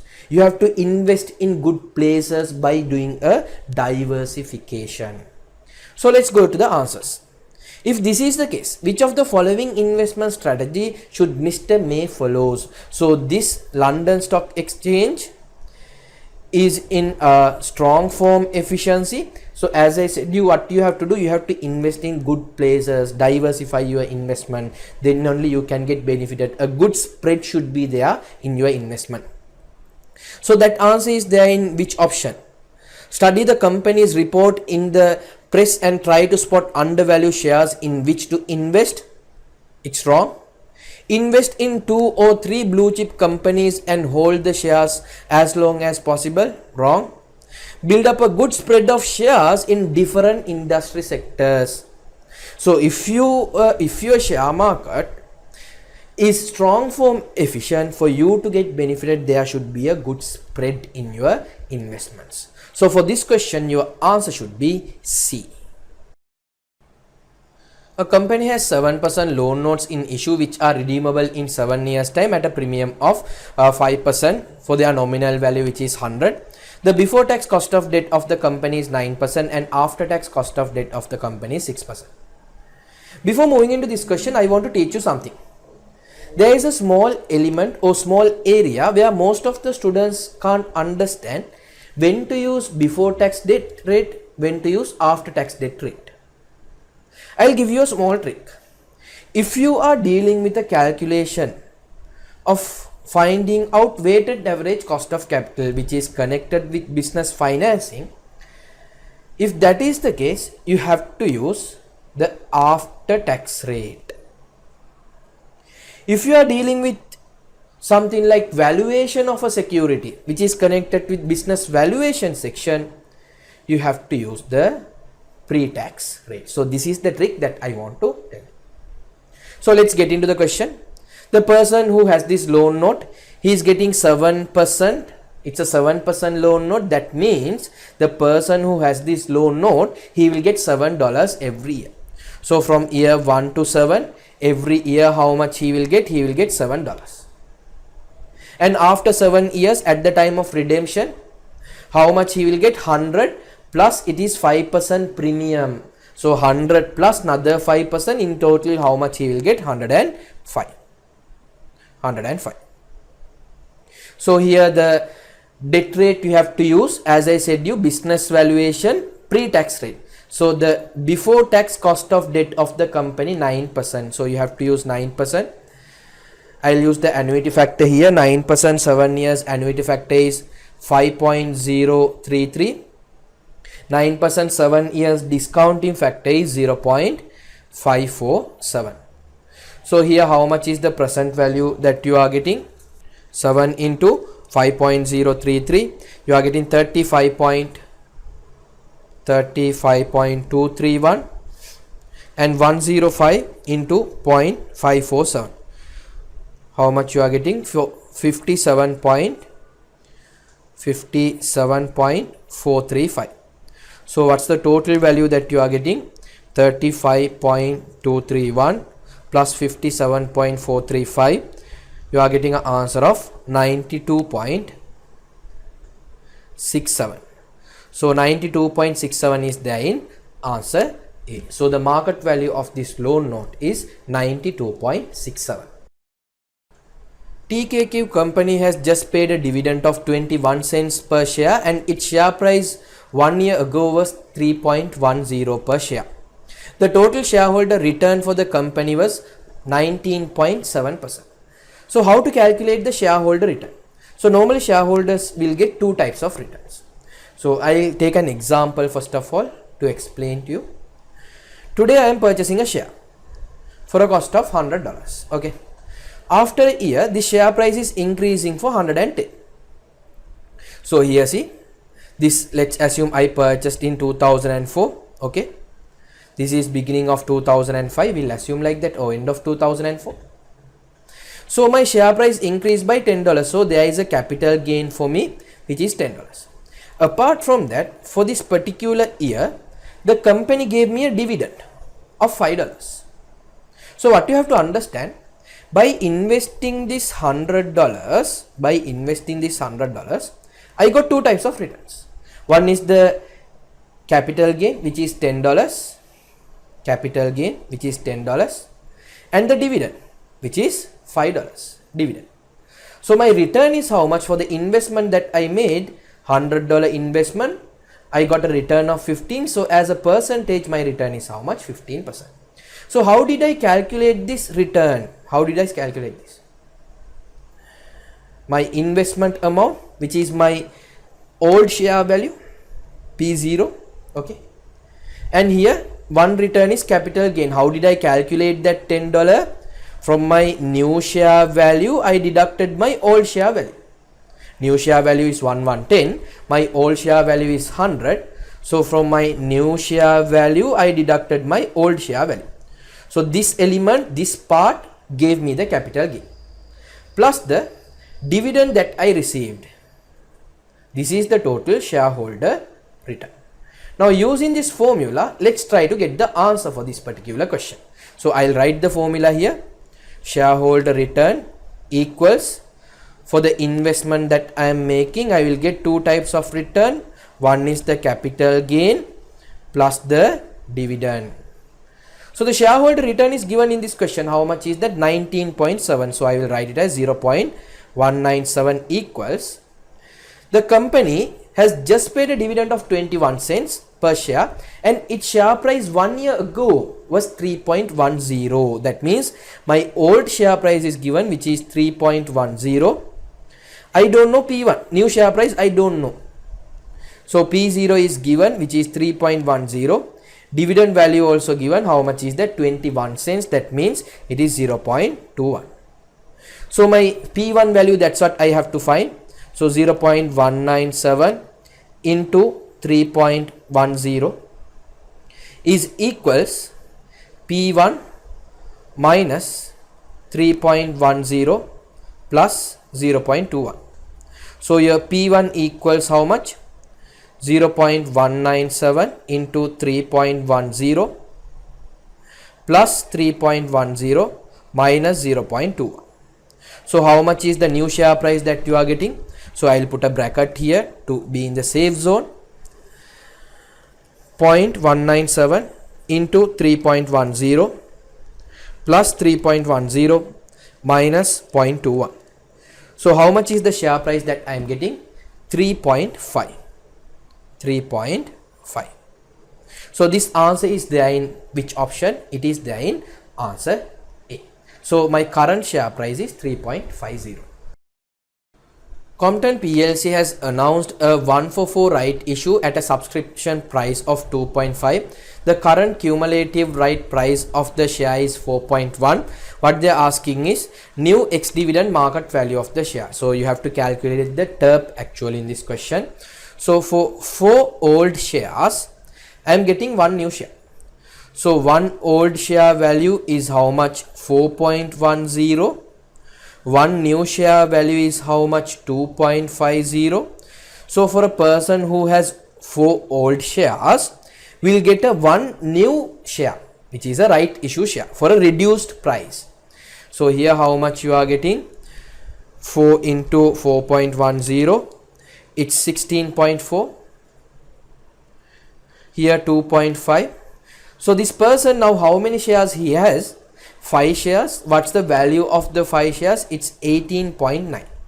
So 5 share value is 18.9. So what's the value of 1 share? So 18.9 divided by 5, I am getting a value of 3.78. So this is my theoretical ex-right price. So 3.78 is there in answer A. An investor believes that they can make abnormal returns by studying the past share price movements. In terms of capital market efficiencies, to which of the following does the investors believe relates to?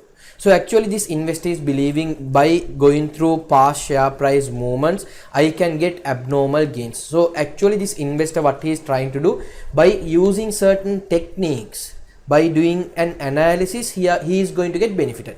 So actually he is trying to get benefited by doing a technical analysis. So that is there in answer C. What does the term matching refers to? Before giving the answer for this particular question, let me give you a small idea about this section, which is risk management. In risk management section, you will be learning how to manage the foreign exchange risk and how to manage the interest rate risk. So when it's come to the managing foreign exchange risk, the techniques that we can use, one is invoicing in home currency. You can invoice your customers or your suppliers in your home currency. And another technique is you can go for forwards, you can go for futures, you can go for options, you can go for lead-in lag-in techniques, you can go for matching system, you can go for net-in option. So these are the certain options available to you where you can manage your foreign exchange risk. Likewise, there are certain techniques where you can use to manage your interest rate risk as well. So in interest rate risk management, you can use the forward rate agreements, interest rate guarantees, options again, futures, asset liability management. Likewise, there are certain options available to you to manage the interest rate risk as well. So in this question, what they are asking, what does the term matching refers to? In foreign exchange risk management, the matching is you are trying to manage your inflows and outflows, foreign currency inflows and outflows. If you can manage these inflows and outflows properly, you will be able to manage your foreign exchange risk. So let's see that answer is there in which option. When I'm going through the answers, I can see that answer is there in option B. The mechanism whereby a company balance its foreign currency inflows and outflows. So for this question, your answer should be B. A company whose home currency is dollars expect to receive 500,000 pesos in 6 months' time from a customer in a foreign country. The following interest rates and exchange rates are available to the company. They have given the spot rates, forward rates, borrowing interest rate, deposit interest rate. So they are asking us to find out how much we will receive in dollars in 6 months' time using the money market hedge technique. So I want to give you a small trick to tackle the risk management questions. So if you can use this trick, you can get most of the questions correct. So what's the trick is, always you have to think when you are dealing with the risk management question, you will lose. Sometimes you might use the option technique. If you are using the option technique, that is not applicable for option. Except for option technique, for all other techniques what we have to assume, you will lose. If you think like that, you can get answers for most of the questions. So when you are doing the questions, you will realize how important, how useful this technique is. So let's get into the question. They are asking us to find out the dollar receipt which we are going to get in another 6 months' time. So what you have to understand is, if you are going to get 500,000 pesos in another 6 months' time, we should have a loan of 500,000 pesos in another 6 months' time, where using that the receipt that we are getting from the customer, where we can settle that loan. So in 6 months' time, you should have a peso loan of 500,000. That is step number 1. So in order to have a 500,000 peso loan in another 6 months' time, how much is the loan that I have to obtain today? 1 plus my rate should be how much?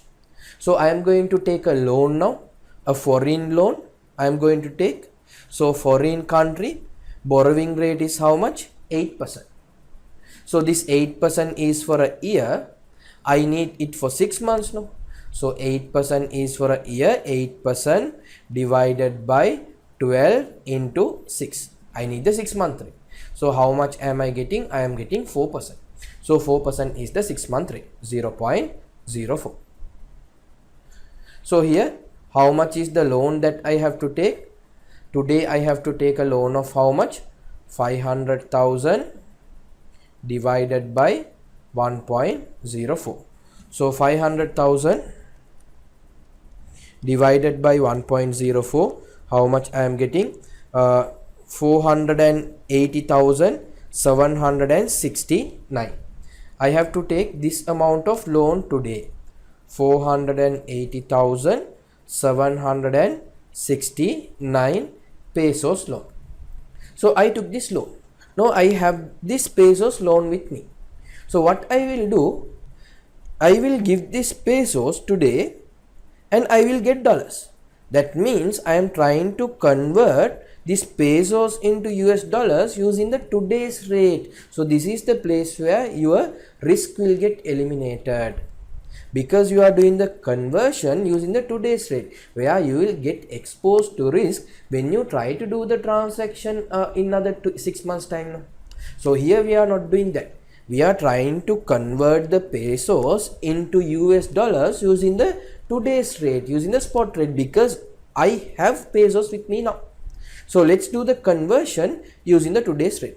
So with me I have 480,769 pesos. So let's do the conversion using the spot rate. So spot rate they have given 15 pesos per dollar. So again, for certain students, they don't know how to do the conversion. So always what you can do is, what they are telling is pesos per dollar. Write like this, very simple. So somehow what they are telling is, I have 480,769 pesos.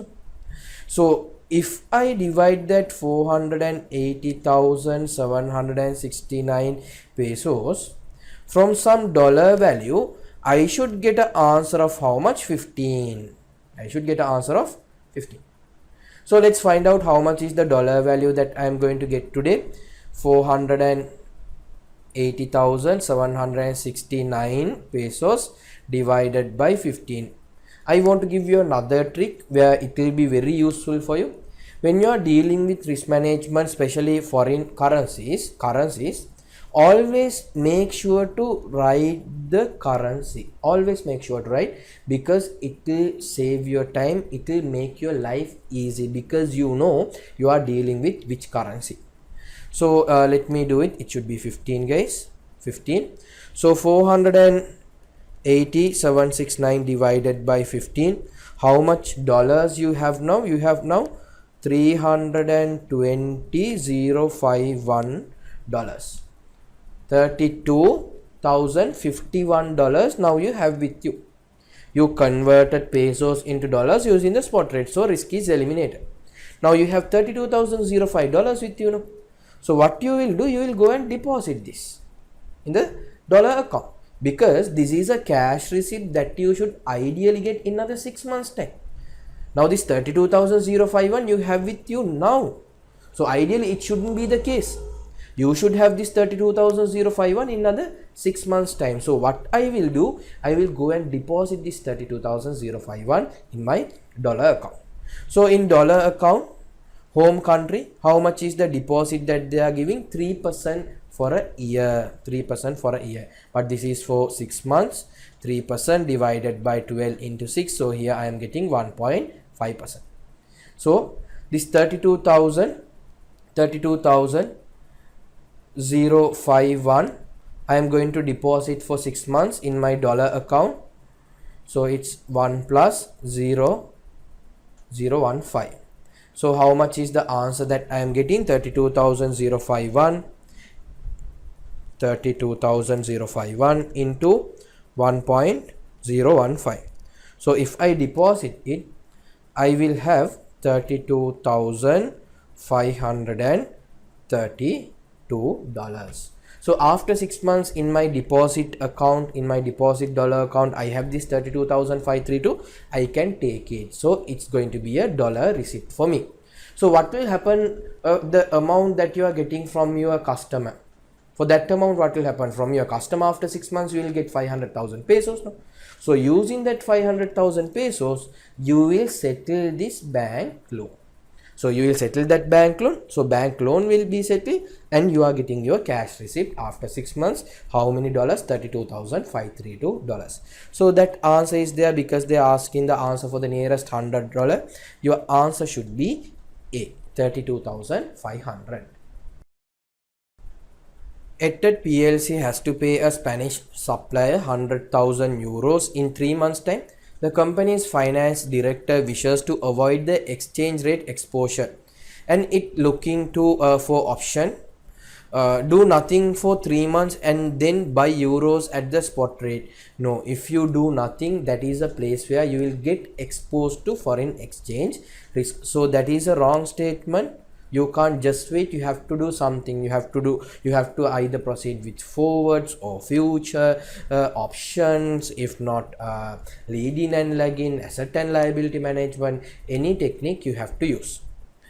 Second one, pay in full now, buy the euros at the today's spot rate. So pay in full now, that means what you are trying to do, you are trying to lead the payment. So if you try to lead the payment, sometimes there can be a chance where you can get benefited. So this is leading, which is a technique of managing the foreign exchange risk. So it is correct.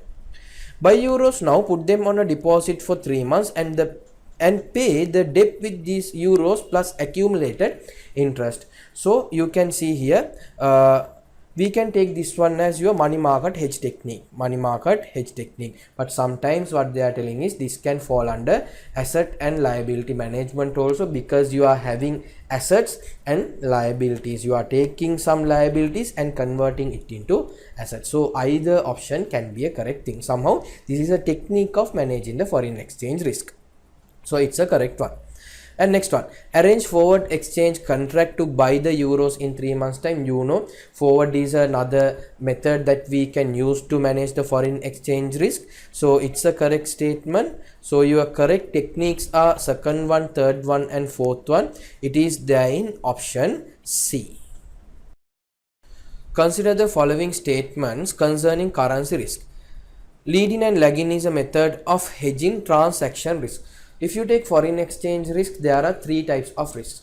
What are the 3 types? One is transaction risk, other one is translation risk, other one is economic risk. So what is this transaction risk? When you are doing a transaction, if your currency is exposed to a risk, it is transaction risk.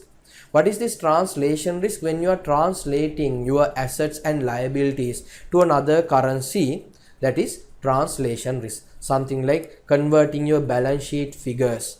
If you are having a US dollar account, if you are maintaining your accounts in US dollars, if you want to convert that into GBP, sterling pounds, then when you are converting the assets and liabilities which is there in the balance sheet into GBP or sterling pounds, there is a risk involved.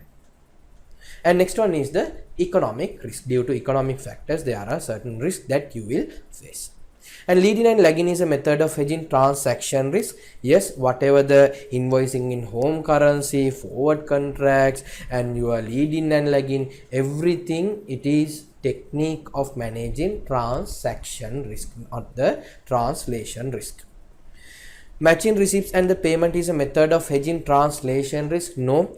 Invoicing in home currency, lead in, lag in, matching, netting, forwards, all these are techniques that we are using to manage the transaction risk, not the translation risk. So that statement is a wrong statement. So first one is true, second one is false. It is there in answer C. A UK company has just dispatched a shipment of goods to Sweden. The sale will be invoiced in Swedish krona and payment is to be made in 3 months' time. Neither UK exporter nor Swedish importer uses the forward foreign exchange market to cover exchange risk. If the sterling pound to weaken substantially against the Swedish krona, what would be the foreign exchange gain or loss effect upon UK exporter and the Swedish importer? So in this question, who is exporting? UK is exporting. UK is exporting. Who is importing? Sweden is importing. So what's happening? Your UK sterling pound is weakening. Those days, 1 sterling pound, let's assume, we'll take certain numbers. We'll assume it as 10 kronas. Now it is depreciating. Your value is weakening. UK value is weakening. 1 pound is equal to 8 Swedish krona. Okay. So your value has weakened now. This UK company, they are exporting the product. So in the question they are telling the sale will be invoiced in Swedish krona. So those days, for whatever the products that they are selling, okay, whatever the products that they are selling, they are charging 10 Swedish krona. Okay. So those days if they charge, or let's make it as 80 Swedish kronas, 80. I am selling some products for Sweden. How much is the invoice value? Invoice value is 80 kronas. So if it is 80 kronas, how much is the income for me as the UK company? The income will be how much? Income will be for 80 kronas, for 1 pound is equal to 10 kronas. So if I am getting 80 kronas, my income will be how much? My income will be $8. Okay.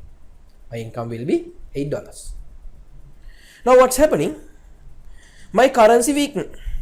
Still, I will charge 80 kronas from the customer. I can't charge a higher amount from the customer. I can't charge a low amount, because for customer, he doesn't care whether my currency is appreciating or depreciating in my country. Okay. He don't bother about that. If I sold my product for 80 kronas those days, now also I will sell my product for 80 kronas. So in second scenario, if I sell my product for 80 kronas, okay, what's the income for me? It will be how much? 10 pounds. So for the customer, for the person who is importing, there is no effect, because I am invoicing in his currency. For him, those days also this product, let's assume this product I sold it for 80 kronas. Now also I am selling this product for 80 kronas. Those days if I sell this 1 unit, I will get 8 pounds income. After my currency weaken, if I sell this product still for 80 kronas, I will get how much income? 10 pound income. So what you have to understand, as the exporter, if your currency weaken, what will happen? He will make a gain. As the importer, what will happen? There is no effect actually, because those days also I invoiced this product in kronas for 80. Now also I am invoicing this product in kronas for 80 kronas. So there is no impact, no effect for the importer. So that answer is there in which option? The UK exporter will gain, Swedish importer no effect. So that answer is there in option A. Financial management function. This is an area where most of the students tend to ignore. They are not giving that much of focus for this area. But what I want to tell you is, don't do that, because from this area for your exam you can get questions for like 5 marks. So give your focus for this area as well. In relation to the financial management of a company, which of the following provides the best definition of firm's primary financial objective? If it is a profit-seeking organization, primary financial objective is maximization of shareholder wealth. So let's see that answer is there in which option? Option A, to achieve the long-term growth in earnings. B, to maximize the level of annual dividends. C, to maximize the wealth of its ordinary shareholders. So that's the correct answer for this question, because primary financial objective is maximization of shareholder wealth in a profit-seeking organization. So your answer should be C. Financial management focus on financial objective. Which of the following are financial objectives? So what they are asking is, of an organization, what are the financial objectives? So in a company there are 3 main financial objectives. First one is maximization of shareholder wealth, and next one is profit maximization, and you have EPS growth. So when it's come to the maximization of shareholder wealth, normally it will be dividend and the capital gain of the shares. When it's come to the profit maximization, normally it will be revenue increase and cost saving, and you have EPS growth. So let's see what is the correct answer. Maximization of market share, no, that's not an option. Earnings growth, yes, that's a financial objective of an organization. Sales revenue growth, yes, it is financial objective of an organization. Achieving a target level of customer satisfaction is not financial, so that's wrong. Achieving a target level of return on capital employed, yes, that's a financial objective. So when you're looking at these 5 answers, you can see, okay, what are the elements which is connected with financial. So when you look at the maximization of the market share, achieving the customer satisfaction, it's not connected with financial, right? It's non-financial. So for your question, answer should be 2, 3 and 5. So it's there in answer C. Which of the following is not one of the main 3 types of decision facing the financial manager in a company? So normally in a company, financial managers are taking 3 types of decision. First one is investment decision. So in investment decision, they will be deciding, okay, which investment that I have to proceed with, which investment I have to select. That is investment decision. And they will be taking the financing decision. As a company, they need financing. For investment purpose, they need financing. For working capital purpose, they need financing. So how they are going to obtain this financing? Financing decision will be taken by financial managers. And next one is dividend decision. How much am I going to give dividend for my shareholders? So that decision also will be taken by the financial managers. So these are the 3 main decisions which is taken by the financial managers: investment decision, dividend decision, and final one is financing decision. So according to this question, your answer should be, what they are asking is, which of the following is not one of the 3 main types? Not. So the answer should be income decision. Actually, income decision is a sub part of the investment decision. It is not a main decision. So the answer is A. Which of the following is an example of a financial objective of a company might choose to pursue? So again, they are asking financial objective. So you have to understand, it shouldn't be non-financial, it should be financial. Dealing with honestly and fairly with customers on all occasions, it is non-financial. Provision of good working condition and industrial relations, again it is non-financial. Producing environmentally friendly product, again it's non-financial. Restricting the level of gearing to below a specific target level, yes, it is financial, because some gearing is something connected with financial, so that can be a financial objective. So for this question, your answer should be D. Value for money is an important objective for not-for-profit organization.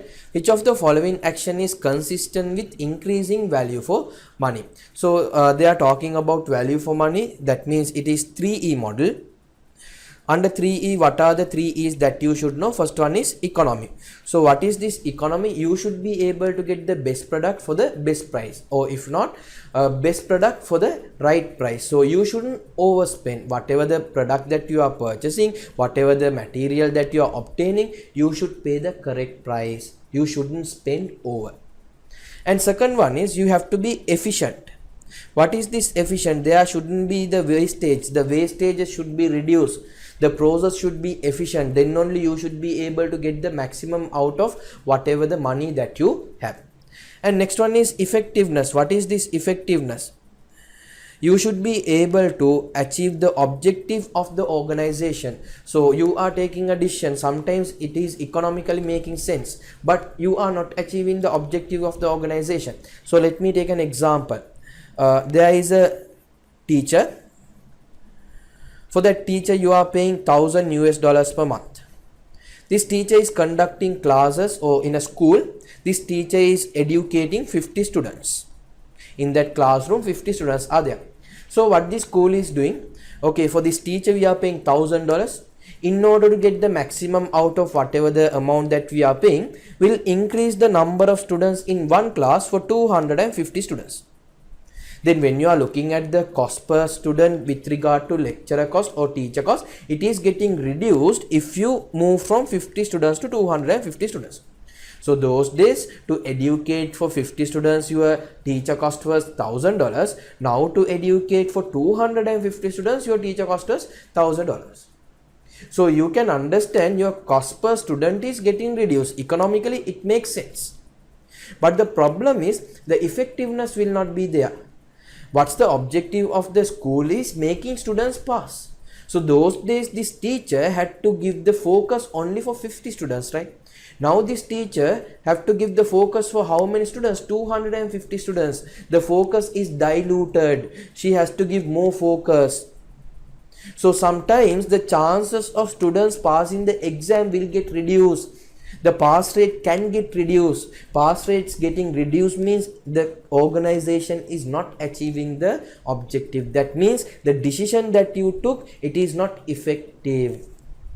So what they are telling is, when you are taking decision, you got to focus on all three E's. It should be economically make sense, it should be efficient, and it should be effective as well. Now let's go through the answers. Using a cheaper source of goods and thereby decreasing the quality of not-for-profit organization service. No, what they are telling is you should be able to get the best product for the best price. So it doesn't mean you should purchase the cheap raw materials. It's not like that. So that statement is a wrong statement. Next one. Searching for ways to diversify the finances for the not-for-profit organization. No, it's not like that. It's not falling under 3 E's. Decreasing the waste in the provision of service by the not-for-profit organization. Yes, that's a correct statement. So if you reduce the wastage, what will happen? You are increasing the efficiency. So it's a correct statement. So let's go through the next statement as well. This is a wrong statement. Focusing on meeting the financial objective of the not-for-profit organization. Under 3 E's, we didn't learn something like that. So that one also wrong. So your correct answer should be what? For this question, it should be C. Financial management environment. Again, this is another section where most of the students tend to ignore. I want to tell you, don't do that, because from this section also you can get questions for like 5 marks. Which of the following is among the elements of fiscal policy? You know, governments to achieve the macroeconomic objectives, normally they will be using 2 policies. So what are the 2 policies that they are using? Is one is fiscal policy, other one is the monetary policy. Under fiscal policy, the 2 instruments that they are using is the taxes and government expenditure. Under monetary policy, the 2 instruments that they are using, interest and the money supply. So in this question, what they are asking, which of the following is among the elements of fiscal policy? Government action to raise or lower taxes. Yes, taxes is something connected with fiscal, so that one we can take. Government action to raise or lower the size of money supply. Money supply is something connected with the monetary policy, so we can't take it. Government action to raise or lower the amount of its spends. That means government expenditure. Government expenditure, again it is connected with fiscal policy. So for this question, your answer should be first one and third one. It is there in option B. Which of the following statements is correct? Securitization is the conversion of liquid asset into marketable securities. Yes, it's a correct statement, because securitization is converting the liquid asset into marketable securities. As an example, I can say the receivables, converting the receivables into marketable securities. So it is securitization. The reverse yield gap refers to equity yield being higher than the debt yield. That's a wrong statement. This is a correct statement. Actually, this is a wrong statement, because the reverse yield gap means normally the debt yield will be greater than the equity yield. So if this is the case, if your debt yield is greater than equity yield, we will call it as reverse yield gap. Let's take an example. If your debt return is 15% and if your equity return is 10%, so this one we will call it as reverse yield gap. So here what they are telling is the reverse yield gap refers to equity yield being higher than the debt yield. So that's not reverse yield gap. Debt yield being higher than the equity yield. So that's a wrong statement. Disintermediation arises where borrowers directly deal with the lending individual. You know, Intermediation, normally the intermediary will come into the equation if one person has some excess cash, if one person wants to borrow money. So what they will do, the person who has excess cash, he will deposit in this place. Intermediary, he will lend the money for the person who needs it. So if you remove this person, if this person who has money, if he directly deals with the person who needs money, it is disintermediation. You are removing the intermediary. So that is disintermediation. So it is a correct statement. So your correct answer should be for this one. First one and third one are correct statements. So your answer should be B. The principal objectives of macroeconomic policy includes which of the following? So macroeconomic objectives, you have first one is economic growth,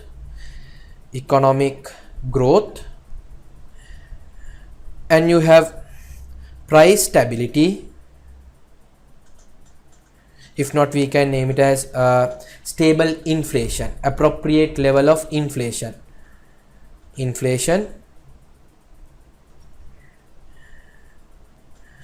and employment, full employment of resources,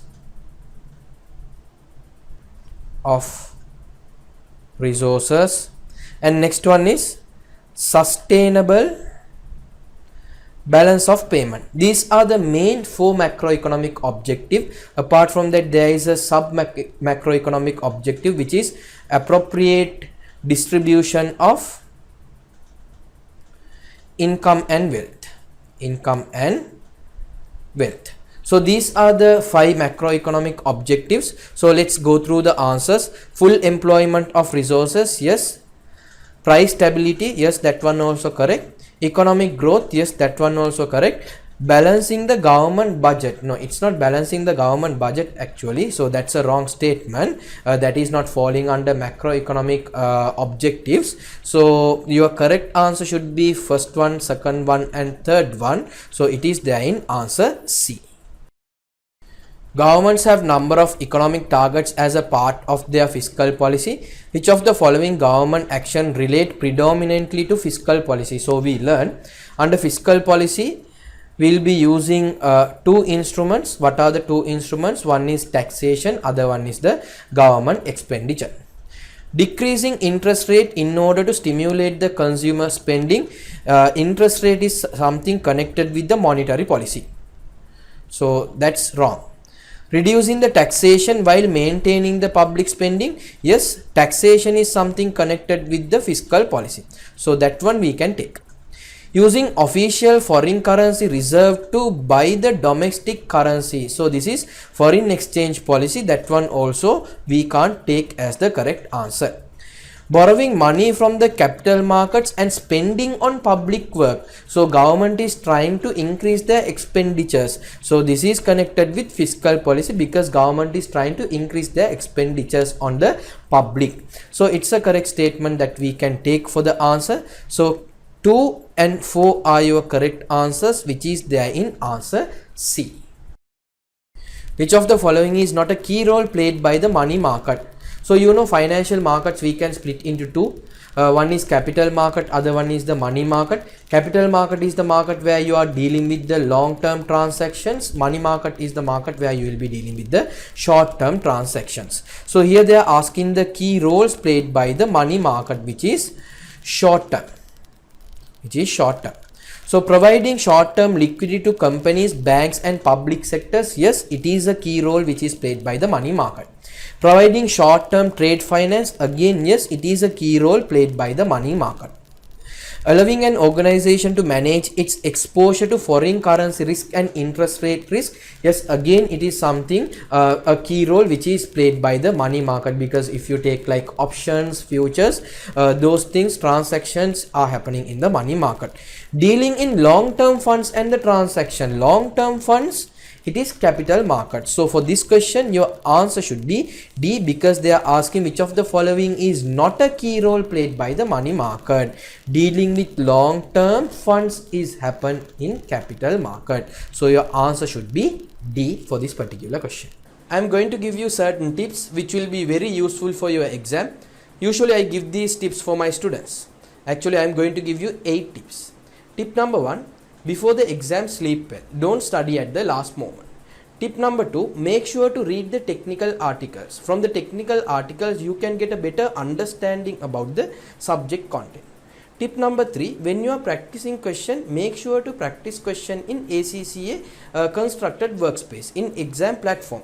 They have given the exam platform to you. You can access that using your ACCA login and you can practice question in that. So when you are doing the real exam, you are already got familiar with your exam platform. So you will be able to do the exam in a better way. And next one is make sure to use the IRR and NPV formulas. If you can use IRR and NPV formulas, it will save your time. Tip number 5, read the question with the proper understanding. Most of the students, what they are doing is they are reading the question for the sake of reading it. Don't do that. Read the question with the proper understanding. It might take additional 1 minute, but no problem. It will save your time actually, because you have read the question in a proper way. So you have the idea about the question. So you are not required to read the scenario again. So read it with the proper understanding. And next tip is, in your exam, if you are running out of time, don't try to elaborate the points. Write it in the point form. Let's take an example. You have to write an answer for 5 marks. So what you could do is, if you are running out of time, don't try to pick one point and elaborate that point. So you will not be able to get comprehensive marks. So what you can do is, if you can write like 5 points for that 5 marks, you can get some good marks actually. So at the last moment, don't try to elaborate the points if you are running out of time. What you have to do is just write it in the point form. You can get more marks rather than elaborating the points. And next tip that I want to give you, in your exam, sometimes you will not understand certain requirements of the examiner. If that is the case, what you have to simply do, make an assumption. Tell to the examiner, okay, this is what I understood. Based on that, I constructed this answer. There is a chance where you will get some marks rather than not getting the marks. But this is very least likely option for you. Don't try to do that unless you can't understand the question. So if you can't understand the question really, no problem, make an assumption, tell to the examiner, okay, this is the assumption that I made, based on that, construct your answer. And final tip, and the most important tip that I want to give you, practice questions. The key for success is practicing questions. Practice questions, you will be able to pass the exam easily. And I am wishing you all the very best for your exam. From this video, I am going to cover 2 very important areas for the ACCA financial management students. One area I am going to cover, it is the ACCA FM or financial management paper structure. Other one is how you should attempt your final paper. So let's come to the first part, which is your paper structure. So if you take the financial management paper, there are 3 areas: part A, part B and part C. If you take part A, you have 15 OTQ and MCQ type questions. For each question, you will be getting 2 marks. So for 15 questions, 2 marks. From part A, your 30 marks will be covered. Next is part B of your paper. If you take part B, you have 3 10-mark questions. For each 10 mark, they will give a scenario and they will ask 5 questions based on the scenario. For each question, you will be getting 2 marks. So for each question 2 marks, likewise for 5 questions 10 marks, based on one scenario, likewise you will have 3 scenarios for your part B. So in total, for each question 10 mark, 10 mark, 10 mark, for your section B or part B of your paper, you will be getting 30 mark. So for your part A 30 mark, part B 30 mark. So MCQ type question and OTQ type question, in total you will be getting 60 marks for your financial management paper. And last section in your financial management paper is, it is part C. If you take part C, you have 2 20-mark questions. For each 20-mark question, you will be getting certain numbers and certain theories. So if you take numbers, approximately for one question, you will be getting like 9 to 11 marks numbers, and remaining will be the theories. Likewise, you have 2 20-mark questions. So from that, if you take the part C of your paper, you will be getting 40 marks. So for your part A 30 marks, part B 30 marks, part C 40 marks. In total, this is how your 100 marks are calculated for the ACCA financial management paper. So if I am giving you further understanding about your financial management paper, I said your part C of the paper, you have two 20-mark questions. If you take these two 20-mark questions, they will test from working capital, investment appraisal, business finance. From these three sections, they will test two sections for two 20-mark questions.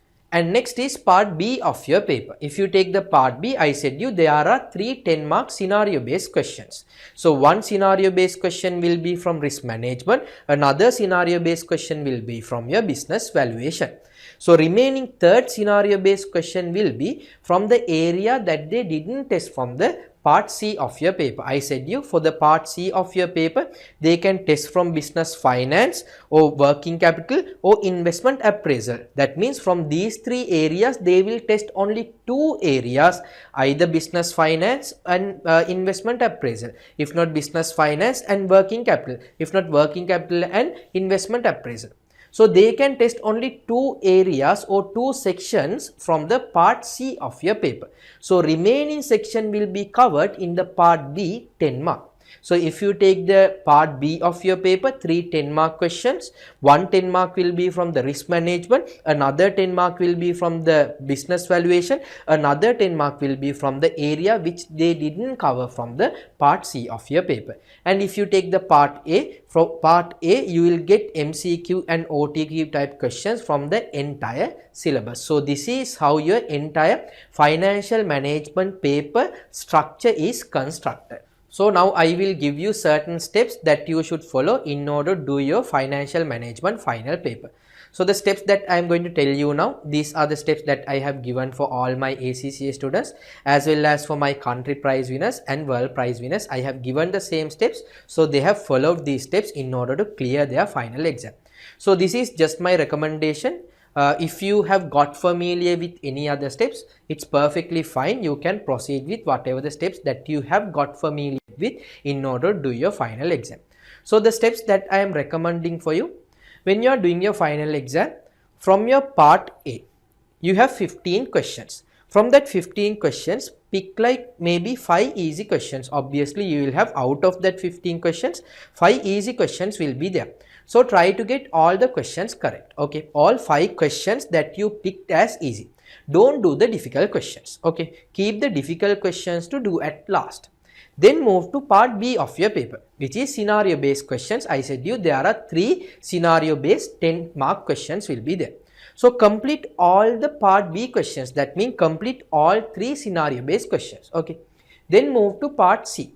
Fully complete your part C also. Don't keep anything left out. Fully complete part C. Then finally what you have to do, you have to move to the part A, whatever the questions that you found difficult. Since you fully completed part B, since you fully completed part C, what are the questions that you are left out with? Whatever the difficult questions that you found in part A. Then during the last minutes of your exam, you can completely finish off whatever the questions that you found difficult. Okay. And another suggestion that I am giving to you, don't keep any questions unanswered. If you don't know the answer, just mark any answer. Sometimes you can get the correct answer if you mark the correct one. If you take this financial management paper, actually it is a paper that you can pass easily if you plan out properly and if you know all the concepts and theories with the proper understanding. So if you take the part A of your paper, I said there are 15 questions. Out of that 15 questions, there will be easy 5 questions. So if you can get all 5 questions correct, which is easy, you will be able to score 10 marks from that part. Then if you take the part B, you have 3 10-mark scenario based questions. For each scenario, minimum there will be 2 easy questions. So for 3 scenarios, 6 easy questions. That means you can score another 12 marks. For each question, you will be getting 2 marks. So from part A, you have scored 10 marks. From part B, you have scored 12 marks. That means in total, 22 marks you have scored as of now. And if you take the part C, in your part C, you have 2 20-mark questions. Out of that, for one 20-mark question, minimum you have 9 number questions. So 9-mark number question for one question, a 9-mark another number question for another question. So in total numbers, you have 18 marks. Out of that 18 marks, easily you can score another 12 marks. So if you take the part A, you have scored 10 marks, part B 12 marks, 22. From the number questions 12, that means as of now you have scored 34 marks. and you have not attempted all your theory questions which is there in the part C. So theory questions will be there for one question approximately for like 11 marks, for another question 11 marks, so in total for 22 marks. You just think and see, for each mark if you can write a valid point, okay, if you can write 22 valid points, you can score that 22 marks as well. Let's assume you will be able to write only 11 valid points out of that 22 valid points that you have to write. You will be able to write only 11 valid points. That means you will be able to score another 11 marks. So from part A 10 marks, from part B easy questions you scored 12 marks, that means 22. From the number questions 12 marks, 34. From this whatever the theory areas another 11 marks, 45 marks you have scored as of now. Now what you have to understand, you have certain difficult questions, 10 difficult questions in part A. If you take your part B of the paper, we considered only 6 easy questions. That means there are 9 difficult questions that you have. So in total 19 questions that you are left out with in order to score that remaining 5 marks. So from 19 questions, scoring that 5 is it a difficult task? No. So this is how you have to plan out your exam.